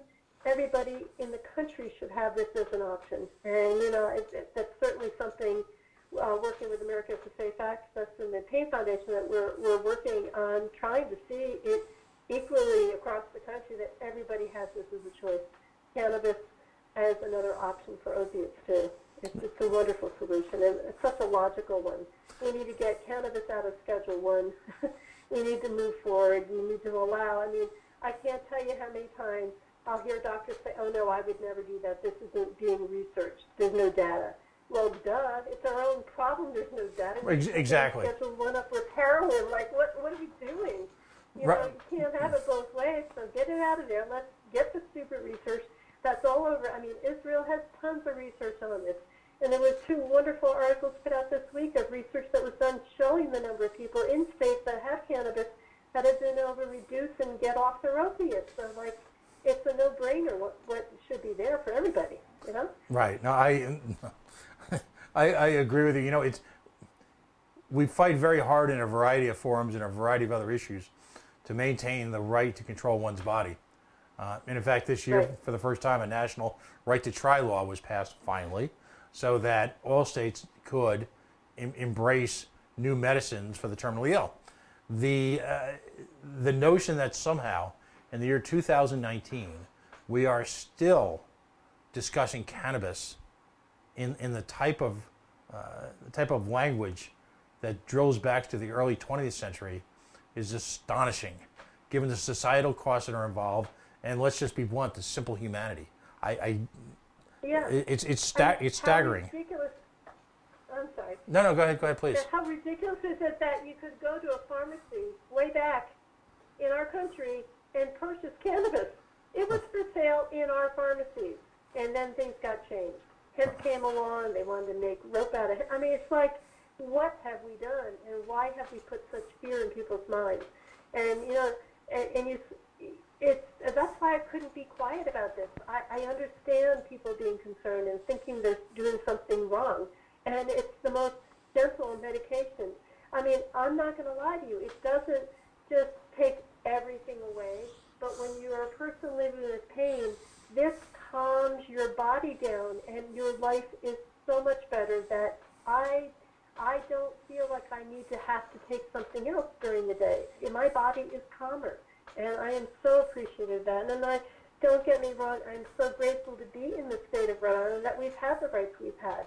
And it's sometimes a little annoying working on the website for the YPAC Facebook page, and people whining and complaining, and I'm going to move out of here. I'm thinking, you better look at some of the other states and compare to what we have and what they don't have, because we actually have had a really decent program that's getting chopped up, but we've had some good stuff here.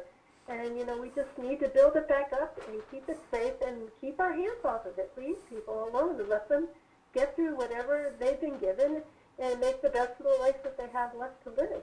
And, you know? Well, I continue. I don't understand. No, I continue to be impressed by the strength, the sophistication of the maturity, if you will, of the people in your program who are sometimes facing the direst of circumstances, and yet still manage to be able to go out and you know and work on these issues for people who simply physically can't or simply not the type to. I want to talk about the economic costs here too, because to me it's staggering that we would put people who are very ill in these positions. At one point in time, there was a very straightforward path to giving excess product, excess medicine, as you like to say in the program, to people. If you are fortunate enough to grow, and the key issue here is, again, harken back to earlier remarks. This is not, you know, like I said, going out and planting squash. This is not green and red peppers. This is not beefsteak tomatoes. This requires a patient hand with the talent, the money, the environment, the support system to grow, as you said, the various strains that are appropriate for various illnesses. So now, at one point in time, the ability to gift those people who were fortunate enough to have express production was fairly straightforward. What's the status of that now? The gifting? Yeah. I believe that, you know, I'm so confused with all the changes. I'm going to sound really stupid right now. I believe if somebody has a card, a medical card, you're allowed to donate to them.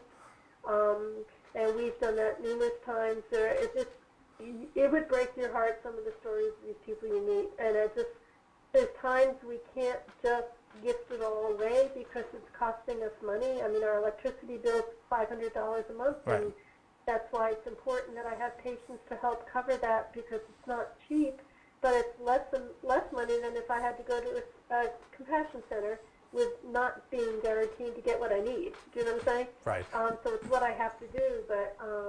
when I was meaning gifting, I meant really the ability to easily transfer excess production to people who were running short, who had problems, who were new to the program. Because what does it cost right now at a compassion center ballpark?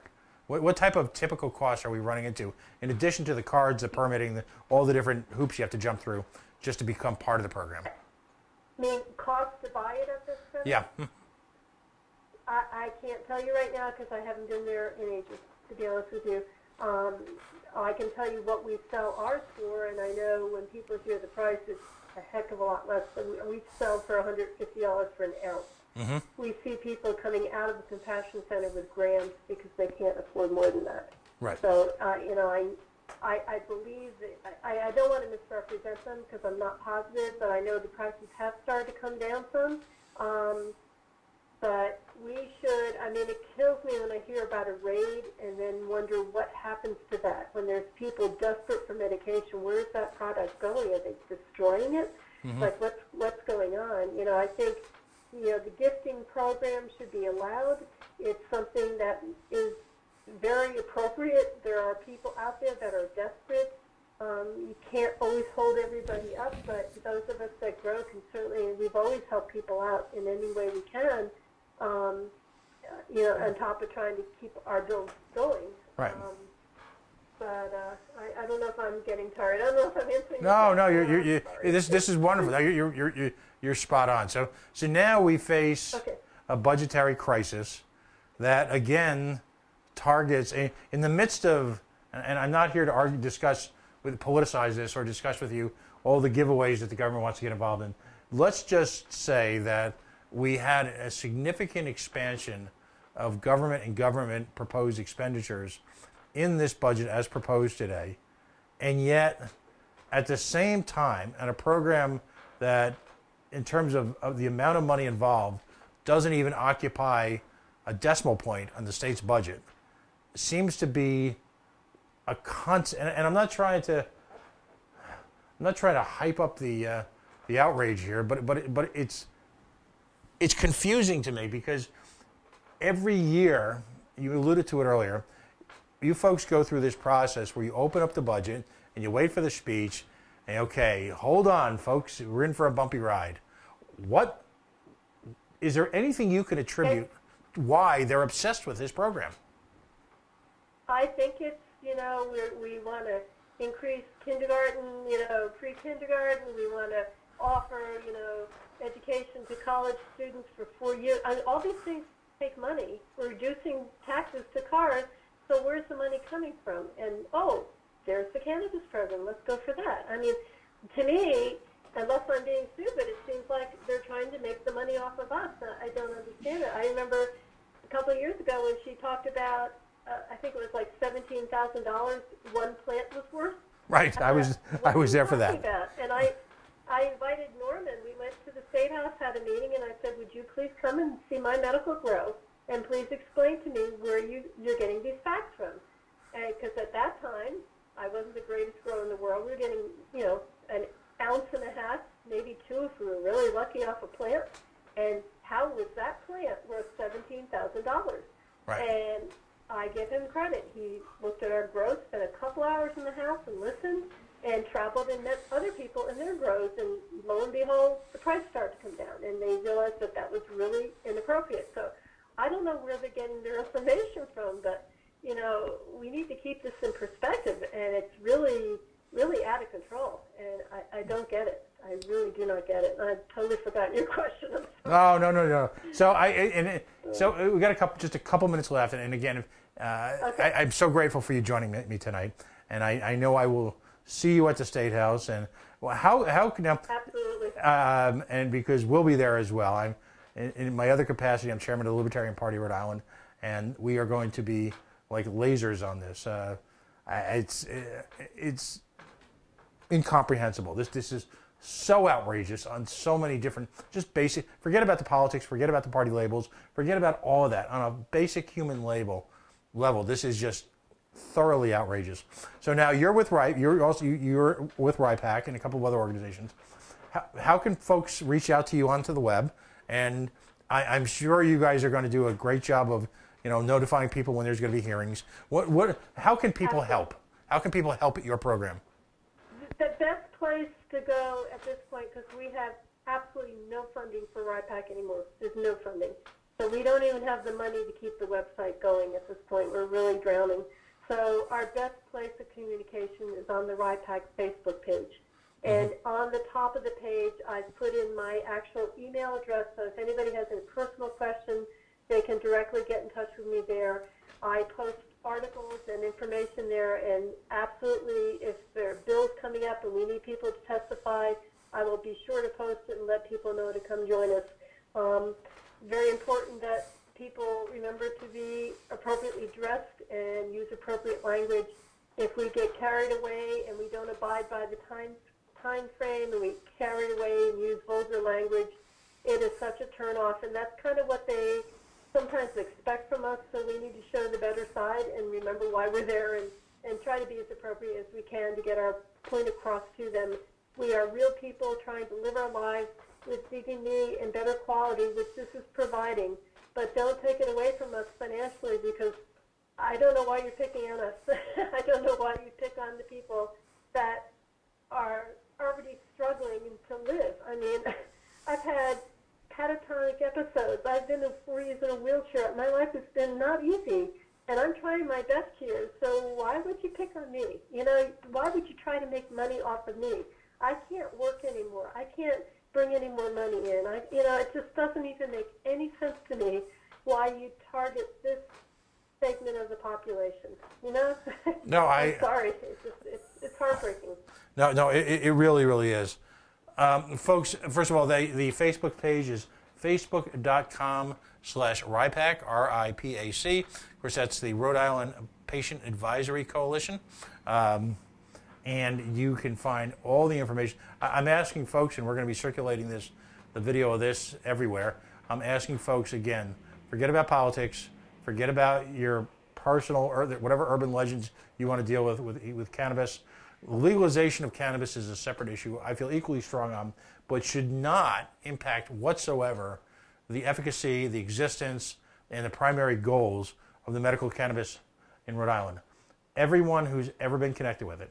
And unfortunately, Ellen, this is one of these programs where there's opposition until one day you wake up, sadly, and you find out that your father, your brother, your coworker, some guy you play softball with, a fraternity brother, someone you grew up with, is all of a sudden involved. And then it's not the patients, it's not the medical cannabis users, it's someone that you love and someone that you know, and you're terrified for them, all right, because of the illness or challenges they face physically, and yet all of a sudden you see the simple human comfort that takes place through the application of a natural product that exists and no harm to anyone else at a cost that's approaches affordable, is a fraction of the weight placed on society by any one of the number of opioids or healthcare systems, and you wonder and you pray to the baby Jesus and you say, why can't this be available to everyone? Why can't this be easy? Why can't we just let people live lives of quiet dignity? And again, Ellen, I have no answers, but God bless you. And I want you to know there's a lot of Rhode Islanders, that quiet minority, who I'll let you be the dignified voice. People like me I'm ready to raise a little bit of hell on this. Well, thank you for caring to put this on the air and speak up for us. I appreciate it. There are so many people out there that don't have the capacity with their illnesses to be able to advocate. And it's not that they don't care, but, people in this program are not doing well. And like you said, unfortunately, we've seen it happen time and again. People who were so against it, and all of a sudden something happens to them or somebody they care about medically, and all of a sudden, gee, next thing you know, they're pulling me aside, and guess what I'm using now? Gee, that's funny. You were talking against me just a year ago. So, right. I don't wish anybody ill will, but it's unfortunate that it's a slow process, and that's exactly what starts to change people, is when they have somebody they care about and they see the change in them when they're able to get medication that works for them safely. Well, so thank you.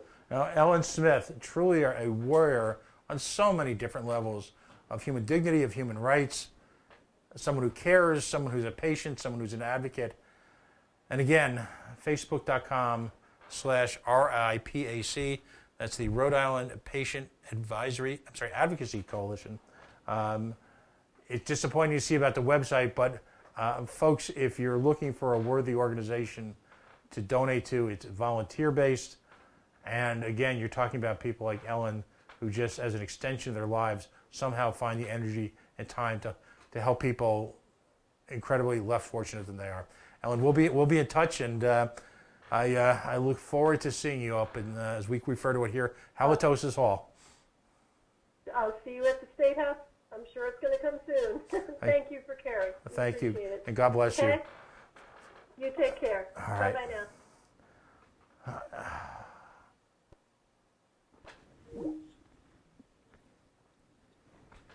What do you say to something like that? Do you continue to immerse yourself in your own lives of quiet desperation and hope that it works out? Or do you get involved? Sometimes involving is just sending a small check. Sometimes involving is calling your state house representative and saying, enough.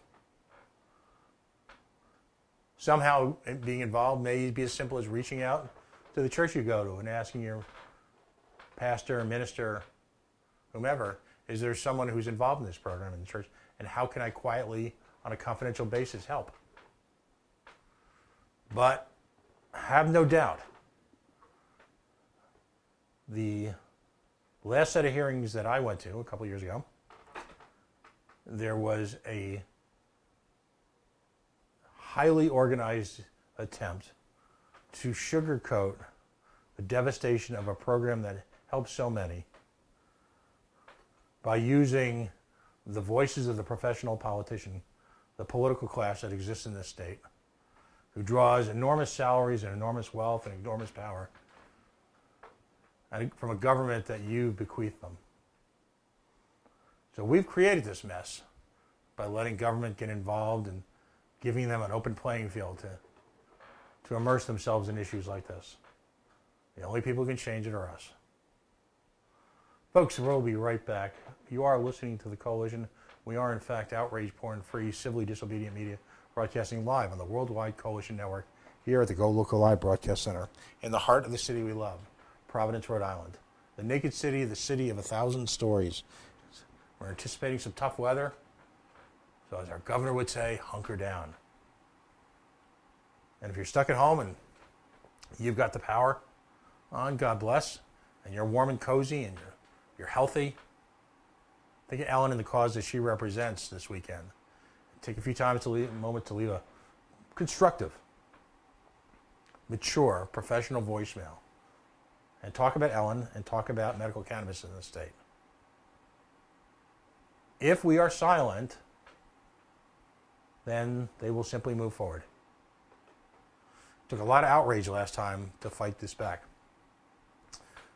This governor is intent on blanketing this state with as many proposals as possible so that those of us who see simple dignity in a program like the medical cannabis movement are fighting a game of legislative whack-a-mole. Don't be that person.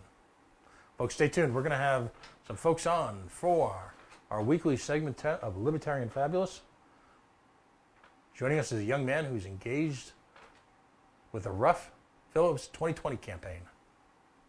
And we're going to talk about the sex workers platform of the Ruff 2020 campaign.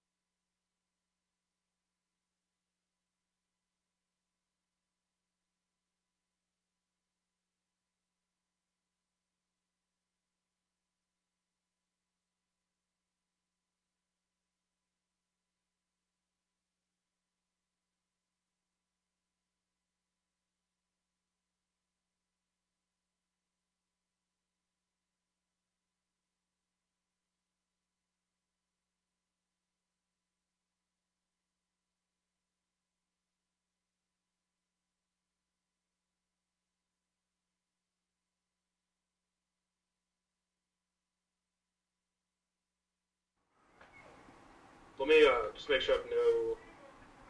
Yeah, I have your show open on my thing, so let me.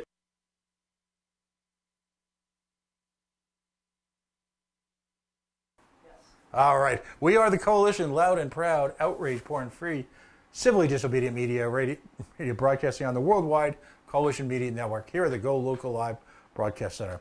You'll have to give me a little bit of a break. The last segment we just had on was an activist within the medical cannabis movement here in Rhode Island, which is under attack by a statist, tax-grabbing governor, incredibly enough, and it's an issue that's very emotional to me because a lot of people are suffering because of the state. So, Facebook.com/The Coalition Radio, on the Mighty Twitter at Coalition_radio, and of course, CoalitionRadio.us. Folks, if you listen to this or tonight or in the coming weeks, we'd ask you just to take a moment and like our Facebook page or reach out to us and engage on Twitter. It's, as independent media, it's a big part of our life, trying to get as many organic likes as possible. So this is a segment that has grown near and dear to me over the last 5 or 6 weeks. We've always called it Libertarian Fabulous. We have people on from a variety of parts of the movement. We are focusing, obviously, because of my personal involvement and my support for the Kim Ruff, John Phillips campaign for 2020 for the Libertarian National nomination. Joining me on the line for the very first time, and let me see if I cannot butcher his last name. He's Macedonian by heritage. Is Alek Yanikovietsky. How did I do? Yanikovietsky, yeah. Okay, not bad. All right, Alek, thank you for joining us. You are the state coordinator for the great state of Ohio, and you're intimate with a number of the platform issues. So the one thing about the libertarian movement, we've never been afraid of discussing what we call the third rail of political issues. So we talk about everything. All the stuff that would send a political consultant to the hills weeping, we're ready to go down. But let's start from the beginning. As a young person, how did you become a libertarian? Did you have a particular liberty moment? We ask that of all our guests, and just give us a little bit about your background. I was raised conservative Republican. Then I was watching the 2012 primary debates, saw 2012 Ron Paul's campaign, which then fed me into the 2008 campaign, so I was too young at that point. Then I started getting to the conservatarian phase, and then just kind of went down the rabbit hole with the readings. Bastiat, Locke got me more into libertarian, and then Rothbard at the end. So you've managed in just a few years to encapsulate what it took me about 20. So congratulations. Wow. Yeah. In your circle of friends, as someone who's a younger member of the party, what do you see? Do you see an embrace of the liberty movement? Is there an understanding being reached? How is that working with young folks? I don't know if it's an embrace of the liberty movement as much as we can work with the younger movement for certain issues. I mean, obviously we're going to have a problem with gun rights, but the younger people are getting more anti-war. I mean, I've been at war for 17 years of my 18-year life. Marijuana legalization, criminal justice reform, we've seen the cycle of these problems continue. We know that we have to make change on that. So I don't know if it's necessarily the liberty movement that's growing, as in so much as who we can work with and where. Okay. So the folks in the popular media would have you believe that everyone under the age of 25 supports Bernie Sanders. Is that true, or is that, obviously besides you? I go to a Catholic university, so it's a bit more conservative, but generally speaking. But there is a very strong liberal bent in the young. But people my age, I've noticed, have gotten more conservative recently. I think Trump's speaking to them because they're politically inexperienced, aren't good at analysis as much. And they see, him doing things like shutting down Pelosi's flight, and they think he's cool, and they want to be more like the right. Oof. Yikes. So, how did you get engaged in, say, the policy side of things? Is that what drives you? What motivates you? Well, my school hosts the governor's debate at my college, the University of Dayton, and they're not for profit, the university technically, and they hosted only Republican and Democrat candidates, and I thought, well, a non-profit university should not be allowed to do that when there's two other candidates on the ballot, so I got involved volunteering for the governor's campaign, made some connections there, and I was working with the Ralph Phillips campaign before I got news that Dayton pulled some statism, and I think it's just closer to home now policy because it hit me. So it's like, wow, this is my own backyard. So I hadn't really noticed much going on in local politics until now. Excellent. Okay. So the platform we're going to talk about tonight is everything to do with sex workers.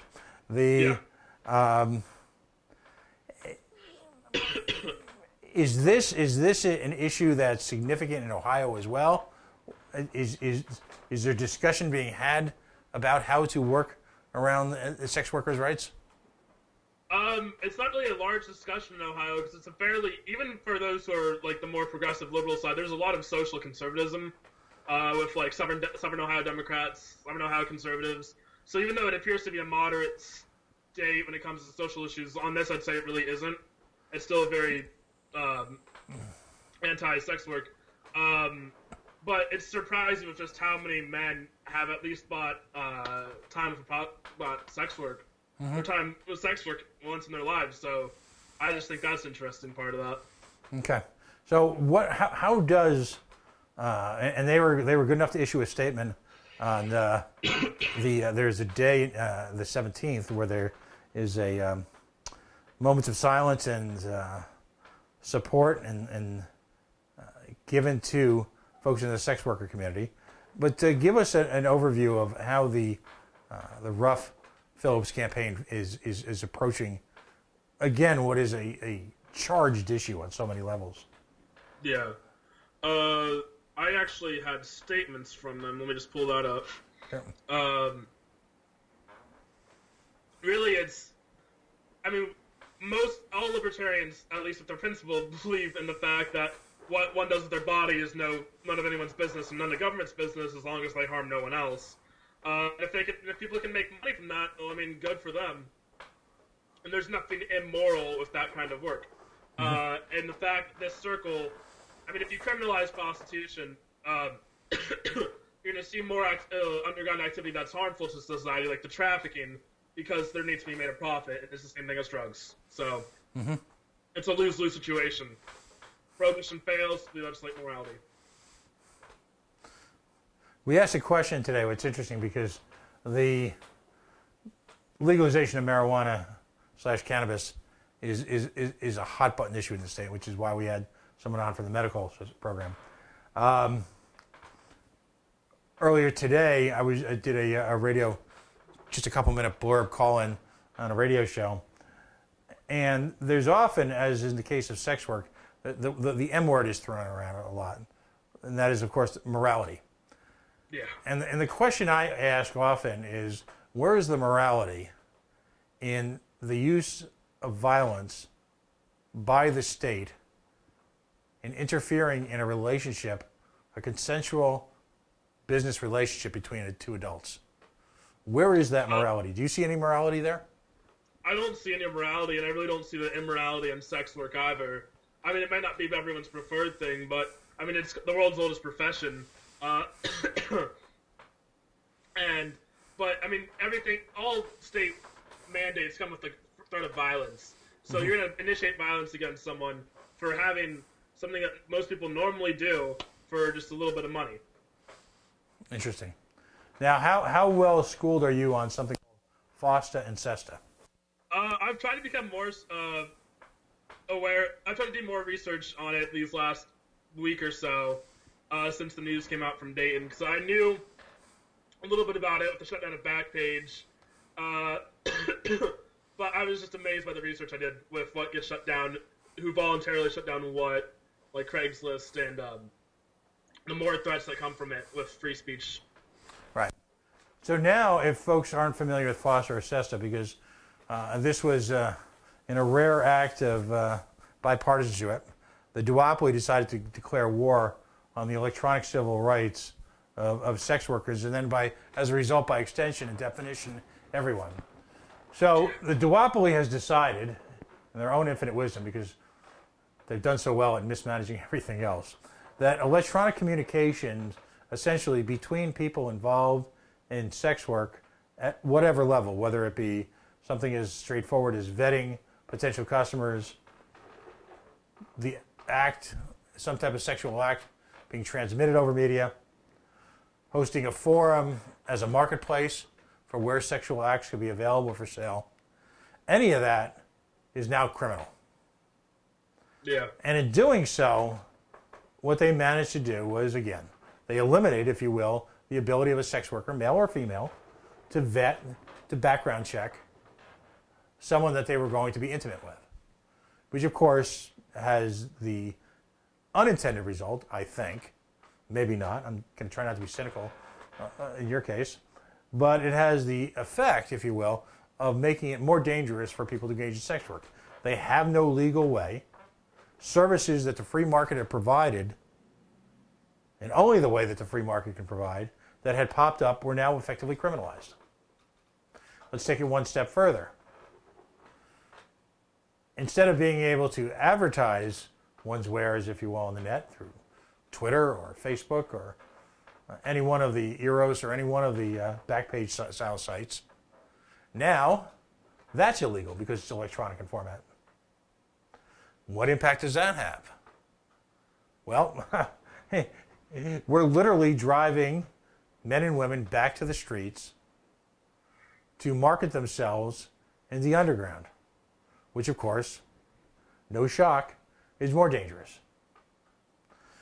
The next impact, there are those people who are purveyors of said services who've decided on their own to use the heightening, if you will, illegality of the practices around it to drive down prices and to take advantage of desperation that may or may not exist in the market because of the inability to market themselves, unless, of course, one goes through some type of extra legal protection, aka a pimp. Or, you know, we'll use all the cliches tonight in one night, or a madam. No longer can someone do this independently. No, someone has to resort to some type of cloaking mechanism, which again makes it simply more dangerous.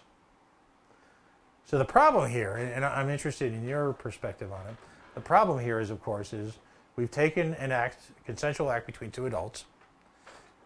Because of the existence of a commercial aspect to it, we have made it more dangerous. We have cloaked it. We've made it more shameful. We've made it less profitable so that people who, for economic reasons, may be involved in sex work now are being driven to the streets. As you know, and I'm not trying to play too much on the fact that you're a young person, because I give you a lot of credit for your ability to sidestep the nonsense that's being spoon-fed to so many of our young people. But clearly, is this why we have a government? No, and first we have to acknowledge that most violent crime victims are soft targets. Socially taboo people, homeless people, unarmed people, or in areas where like weapons aren't allowed. So, but sex workers are some of the most softest targets in America if they have to go underground like this. If they can't vet their potential customer, how do they know that person isn't like someone with a criminal history of assault, violence, etc.? And B, how will anyone help them, or how can they help themselves after the fact if something does happen to them? When it comes to legal recourse, or when it comes to going asking for help. And with the rest of FOSTA and SESTA, I think it's interesting the fact that porn is legal, but sex work isn't. You get paid to do the act on camera and for porn, but you're not getting paid for the act itself, which is how they rationalize it. But and this could potentially even go against that. I'm trying to find the name of the organization. I had it on my computer, but well, organizations like SWAP, for example, or the National Center for Exploitation, are trying to push FOSTA and SESTA into a way where they can criminalize porn.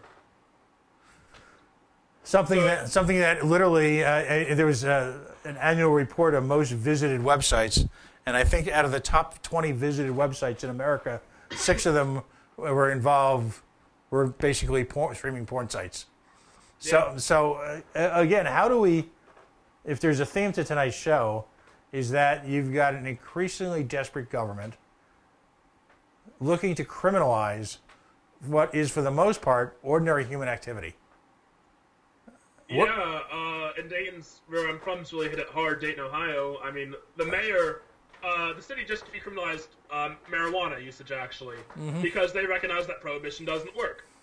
One of the next major things they do is, this is interesting, they're using targeted Facebook ads to go after the clients of sex workers. And they'll go to where their clients live and say, your neighbor, John Doe, brought time for prostitute in Dayton. And they'll tie it to any conviction for a misdemeanor or felony charge of solicitation, buying a prostitute, etc., any crime related to it. And, I mean, this is going back to the Scarlet Letter public shaming techniques. They'll use it on anyone and anything. And she said it's because it's supply and demand. The mayor of Dayton did. It was her program. Because if you cut down on the demand by criminalizing it, then, the supply will go away. When in fact that leaves the people like the pimps to make their own money, and then you increase trafficking and drug abuse on those who they traffic, which is prevalent in the Dayton area, because it's a hub for regional and interstate prostitution. Like half the clients in Dayton are from out of state. Wow. And so, in one sense, they freely admit that a prohibition mentality has failed miserably. Yeah. And yet, while simultaneously working to ensure that a prohibition mentality can be in place for another part of behavioral society. Wow, that's impressive logic there. Yeah, it's nuts. But luckily, I've been trying to get in contact with some local groups and try and get it on the ballot to overturn that in 2020, which is our next local election as well. Interesting. So you have ballot access in Ohio. You can actually, as a grassroots effort, work through that. We have the ability to put up initiatives and referendums. Interesting. So I've been working with some local groups to try and get it as a referendum to overturn that, because I'd like to see it decriminalized, but knowing Dayton's demographics, that would be near impossible. So I'd like to see this overturned first and work on decriminalization next. Right. No, that's wonderful stuff. They'll be successful for a time being. They'll using vast amounts of government resources. In a conversation I had on this show just a few weeks ago, we decided that, in fact, there was a war on sex. And the war on sex is remarkably similar in its techniques to the war on drugs. Yeah. And it's at that point in time that you realize that these quote-unquote wars are nothing more than an attempt to profiteer for government, centralize activity through government, allow people who are part of government to engage in profit from the use of all sorts of techniques like advertising, the ad council, the enormous amount of money that flows through organizations like that they can then control, or to promote money to organizations like Day One, which pretend to, provide services to local sex workers who are looking to leave that life, while in fact just paying themselves vast amount of monies. Is there any services that you're aware of, and maybe not, if you're not aware of it, I'd ask you to look into it, any services in the Dayton area for young men and women or older folks who are looking to move out of that life? Any real services available? Or is this just a big tax and spend thing for law enforcement? I'm sure the city has some program that makes them feel better for themselves. A lot of the people pushing for this reform in Dayton were former sex trafficking victims, so I'm sure there's something there. I'm sure there's some way to spend more money inefficiently to private organizations who will take that money, pocket about half of it, and spend probably less than half on the actual victims themselves. Mm-hmm. But, it's the same tactics, because it's the same people, the same police organizations enforcing these. I mean, they both fall under vice organizations and police departments, drugs and prostitution, I believe, for the most part. Mm-hmm. So no wonder they act the same way. And my real question is, how much money will the city of Dayton be paying Facebook to have these ads on their website? Because, like I said, Dayton's a hub for prostitution. There's a lot. And as they crack down on it, more and more people keep getting arrested. The demand isn't going down. It's only more, like I said, more getting arrested. They have seen no dip in activity since they cracked down over the last few years. Is city, and again, this, you may not know this, but I'd love to get some feedback on this. Is the city of Dayton engaging activities like civil asset forfeiture? Are these, are for the Johns or the quote unquote users? Are they, are they going to be civilly prosecuted or criminally prosecuted? What's sorry, can you repeat that last part about who's being prosecuted? Yeah, are the users, if you will, the men and the occasional woman who employ sex workers? Is it a criminal prostitution in Dayton, or is it just shaming at this point?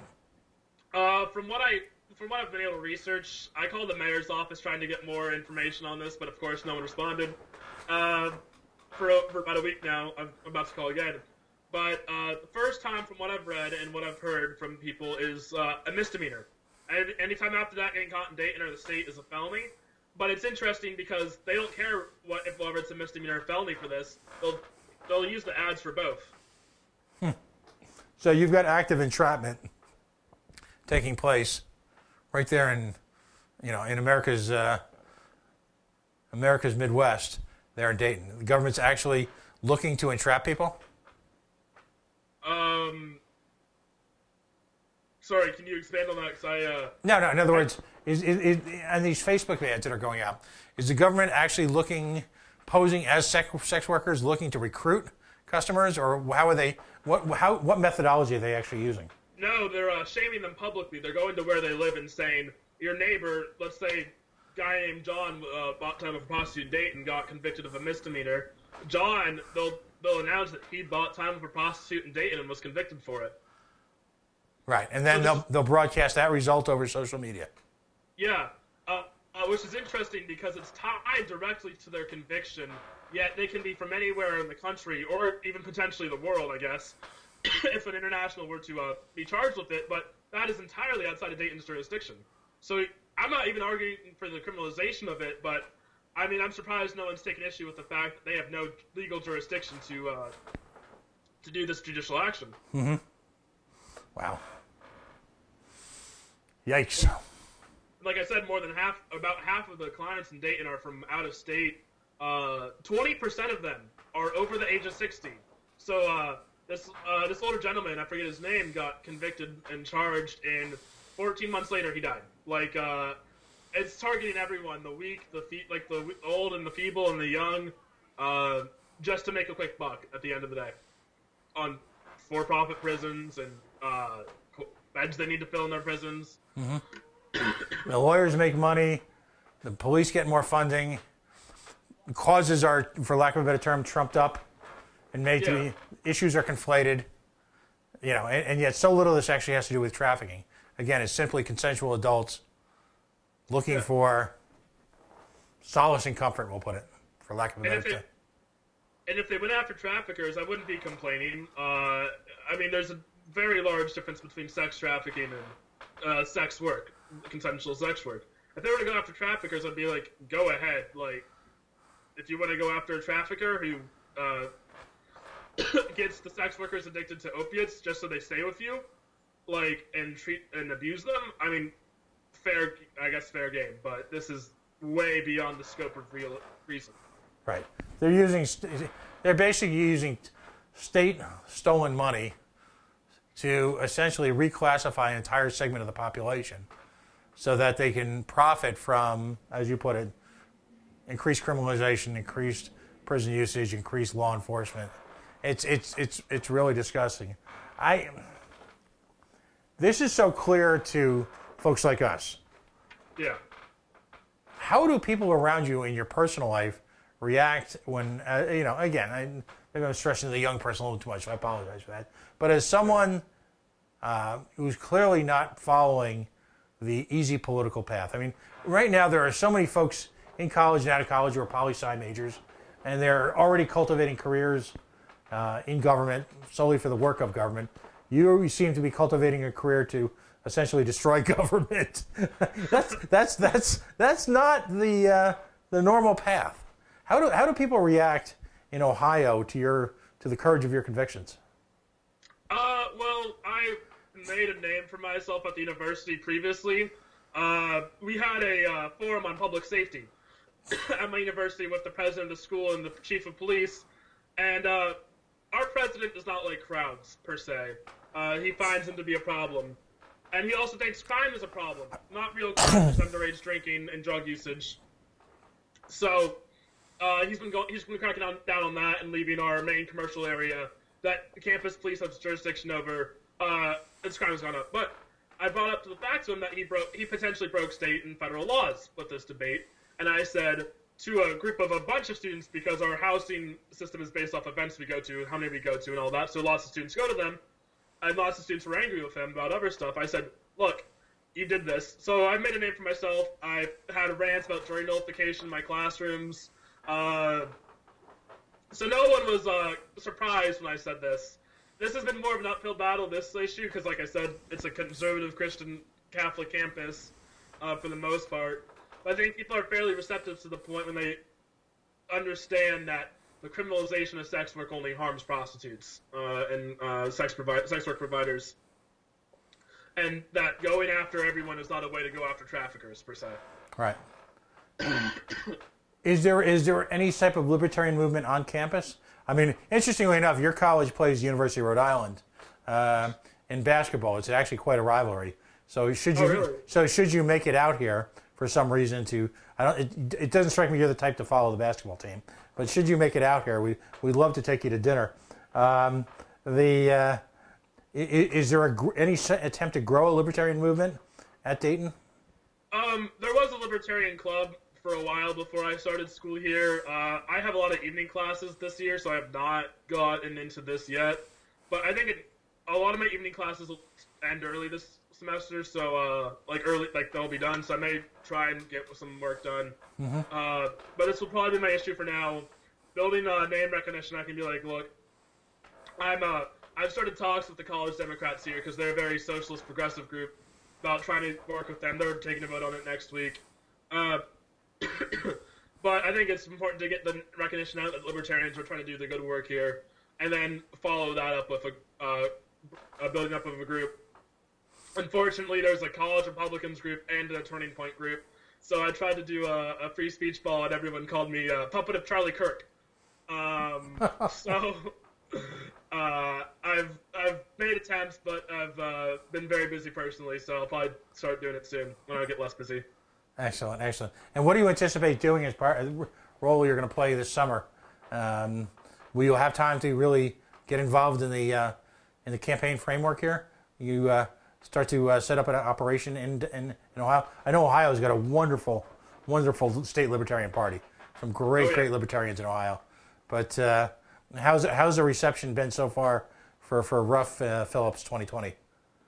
The reception's been okay. I mean, a lot of people are just keeping quiet on who they're supporting for now until, like, most people are confirmed who's running and who drops out. Like, Sandra Salas dropped out recently, so I think people are just kind of waiting to see who's formalized and who's, set before they make any big announcements on who they want to support.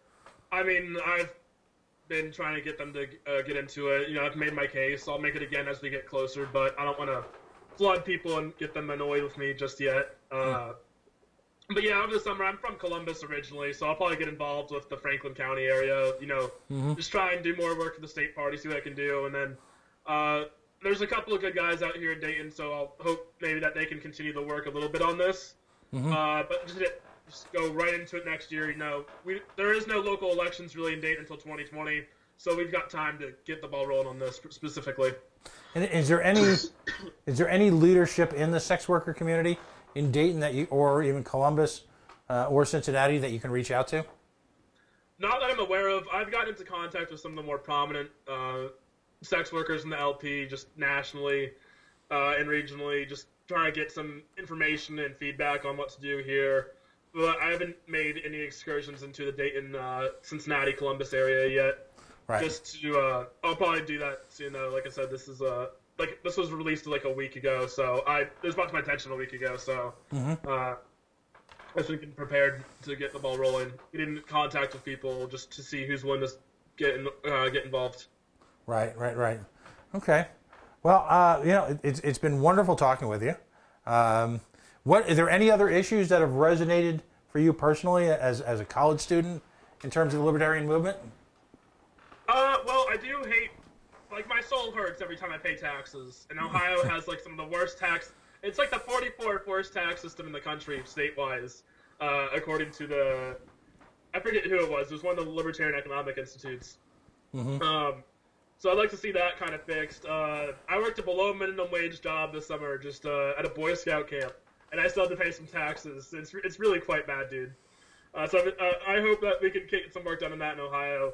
And gun rights, after a case, like, our gun rights just have been demolished in Ohio, and they're progressing towards that way. Red flag laws, and our new governor does not seem to change much on that. He had Fs from the NRA. The NRA, and he's a Republican, he got Fs from them for most of his career. They just started supporting him when he was the Republican nominee. Mm-hmm. The Democrat candidate for governor had better ratings from the NRA than he did, and that's saying something. So I expect nothing to change. If not, it might get worse. So hopefully we'll get work done on that as well. Excellent. All right.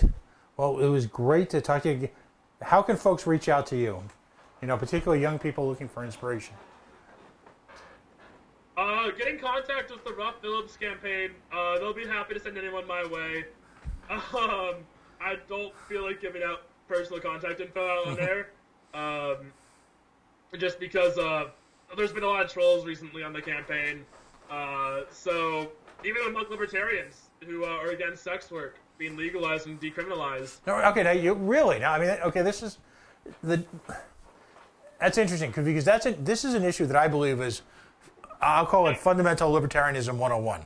Free markets, free bodies, free people, all three coexist and intersect in this issue. But apparently that's against... I'm saying libertarian, party members, obviously more right-wing, paleo-conservative members of the party. But one of the campaign volunteers as well posted some stuff about sex work, and his inbox got, trolled, so... just get involved with the Ruff Phillips campaign, volunteer with local stuff. I didn't really care about local politics until I realized just how important it is and how much of a control they have over your lives compared to the feds. Mm-hmm. The feds run stuff long term, but the local guys are the ones who are going to throw you in prison. Huh.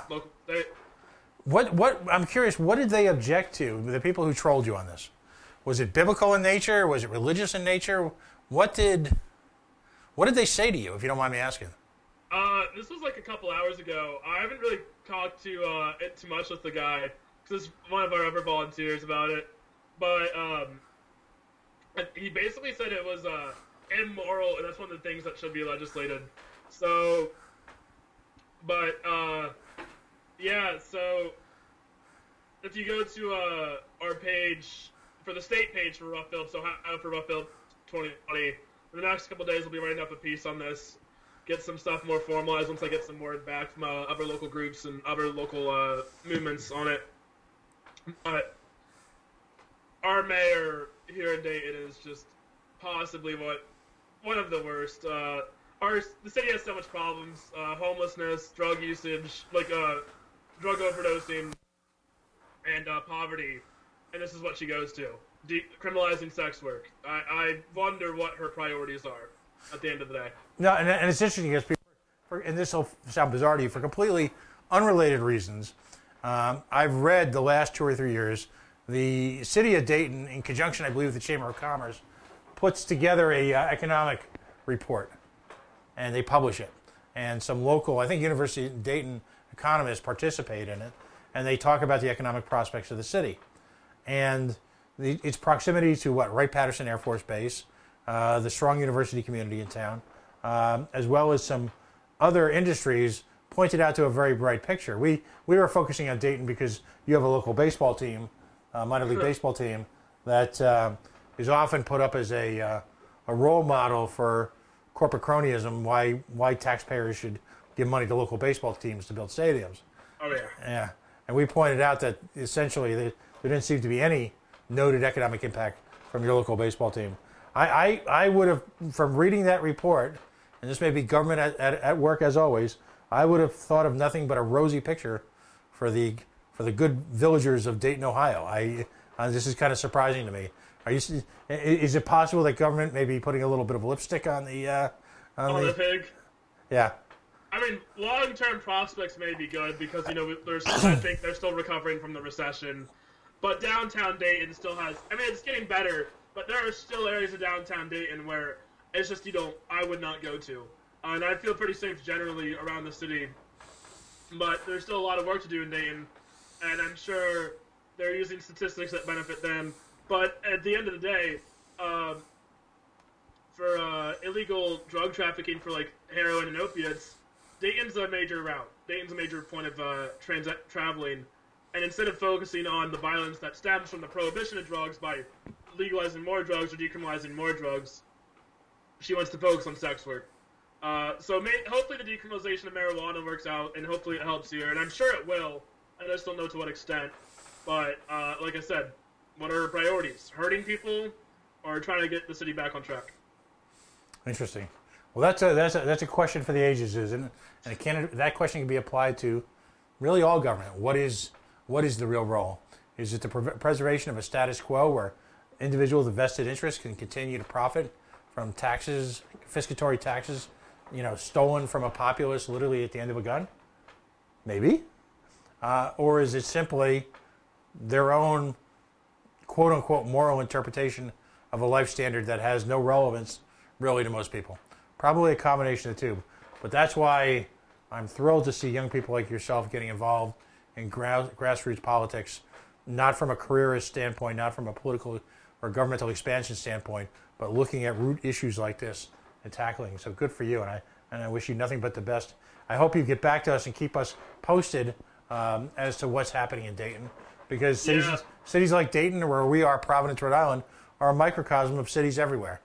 The same type of programs that are being rolled out here are being rolled out there. A lot of times it's the very same money and the same interest groups who seek, quite frankly, to profit from the misery of others. So please keep us posted. All right, I will.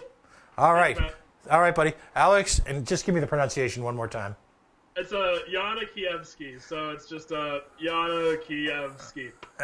Alec Kievsky, he is doing the coordinator for the state of Ohio for Kim and John's campaign. It's been a lot of fun, I'll tell you that. Okay, it's only going to get better because we're already more organized than everybody else. We're actually more organized, quite frankly, than the last presidential campaign was in October of 2016. So it is easy when our competitors are ever too busy being in prison, or their Twitter feeds are just them posting memes. There you go. What I love about the organization, what Kim and John have done is it's issues, no cults of personality. It's issues, no false promises from, and it's serious at the end of the day. Yeah, it's definitely serious. And at the same time, their incorporation of virtually everybody from the movement having an open seat and a welcome at the door. And I think that's the inclusion. Now I sound like one of the commies, right? But their ability to promote inclusion from virtually every aspect of the libertarian movement, I think speaks well to what the future of political campaigns should be in our philosophy. Because there's been far too many finger pointing, far too much divisiveness, and not enough unity. And quite frankly, I see a welcome sign out at your campaign for everyone who wants to get involved. So it's wonderful stuff. All right, well, I was just going to say the purpose of it is change, so we need unity to make this progress. All right, we'll get what we need desperately is your generation to get involved. So work on your friends at school, because it's a ground floor opportunity. There's no place to go up, but quite frankly, there's one advantage we have over every other political philosophy in the nation, and it's very simple. We happen to be right. So,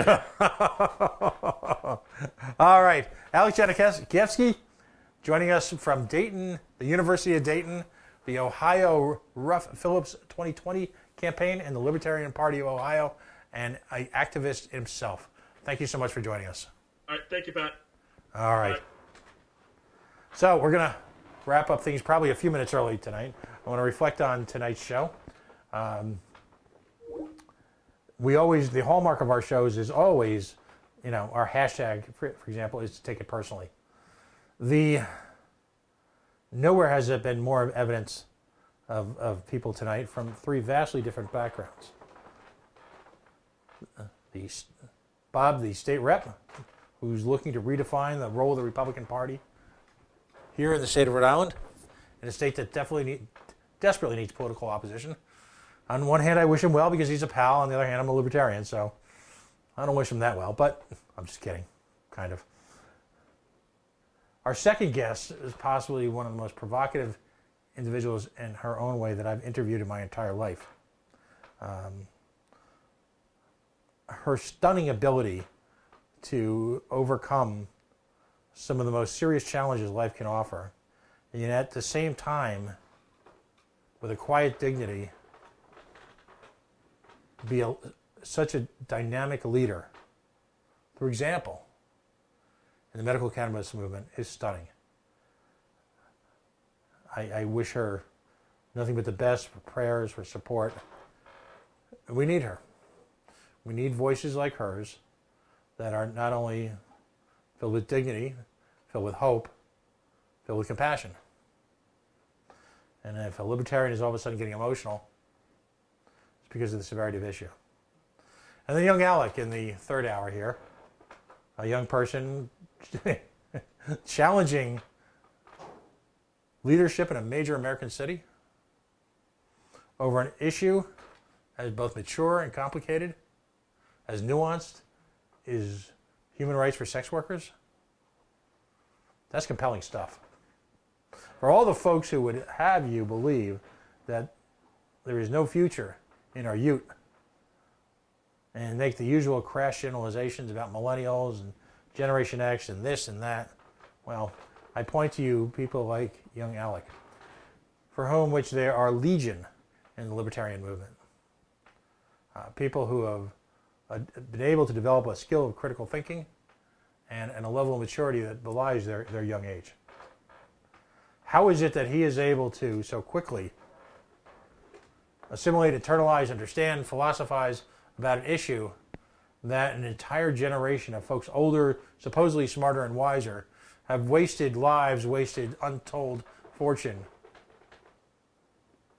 in making the wrong decisions? How is that possible? And I would leave you this thought as to the political aspects, the philosophy of the libertarian movement. When you simply believe in self-ownership, when you simply believe in the right to dictate one's course in life, when you actually trust people to make decisions on their own behalf, when you support the rights of the ultimate minority, that is the individual, when you support the non-aggression principle, which means that you will engage in behavior that brings harm to others, that forces no one, that involves no coercion. When you believe in all of that, the results are quite simple. You understand a person's decision to engage in sex work as their own decision. And you simply leave it at that. And you provide an environment, an economy, a society that respects their decision and does no harm. And that's the same thing that's true of incursions we make into things like medical cannabis. It's the same thing that's true when we respect the free market and the rights of the individual to engage in business and commerce with those whom they choose and what type of commerce they choose.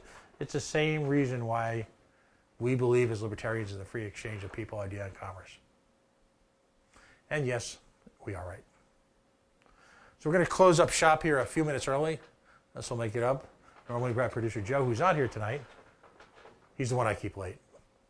Just kidding. We'll be back next week. We'll be focusing on medical cannabis heavily. We'll have our Libertarian Fabulous moment. And we will continue during the week and in the coming weeks, ride herd on this terrible, terrible budget here in Rhode Island.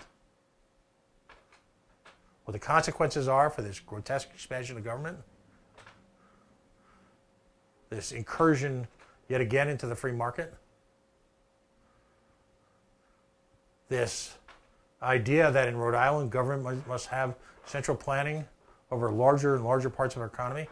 We'll be setting all that because we are the coalition, loud and proud, outrage born free, civilly disobedient media, broadcasting live on the Worldwide Coalition Network here in the GoLocal Live Broadcast Center in the heart of the city we love, Providence, Rhode Island, the Naked City, the city of 1,000 stories. We told quite a few tonight. Facebook.com/The Coalition Radio, on the mighty, mighty Twitter at Coalition_radio, and of course the mothership, coalitionradio.us. We're a little bit behind in getting up some of our older shows. We'll be working on that. Folks, stay warm, stay dry, stay safe. A storm like this sometimes that's allegedly coming our way is a great excuse to look inward and spend time with family. And maybe also invest a little bit of time into your community. We'll see you next Friday.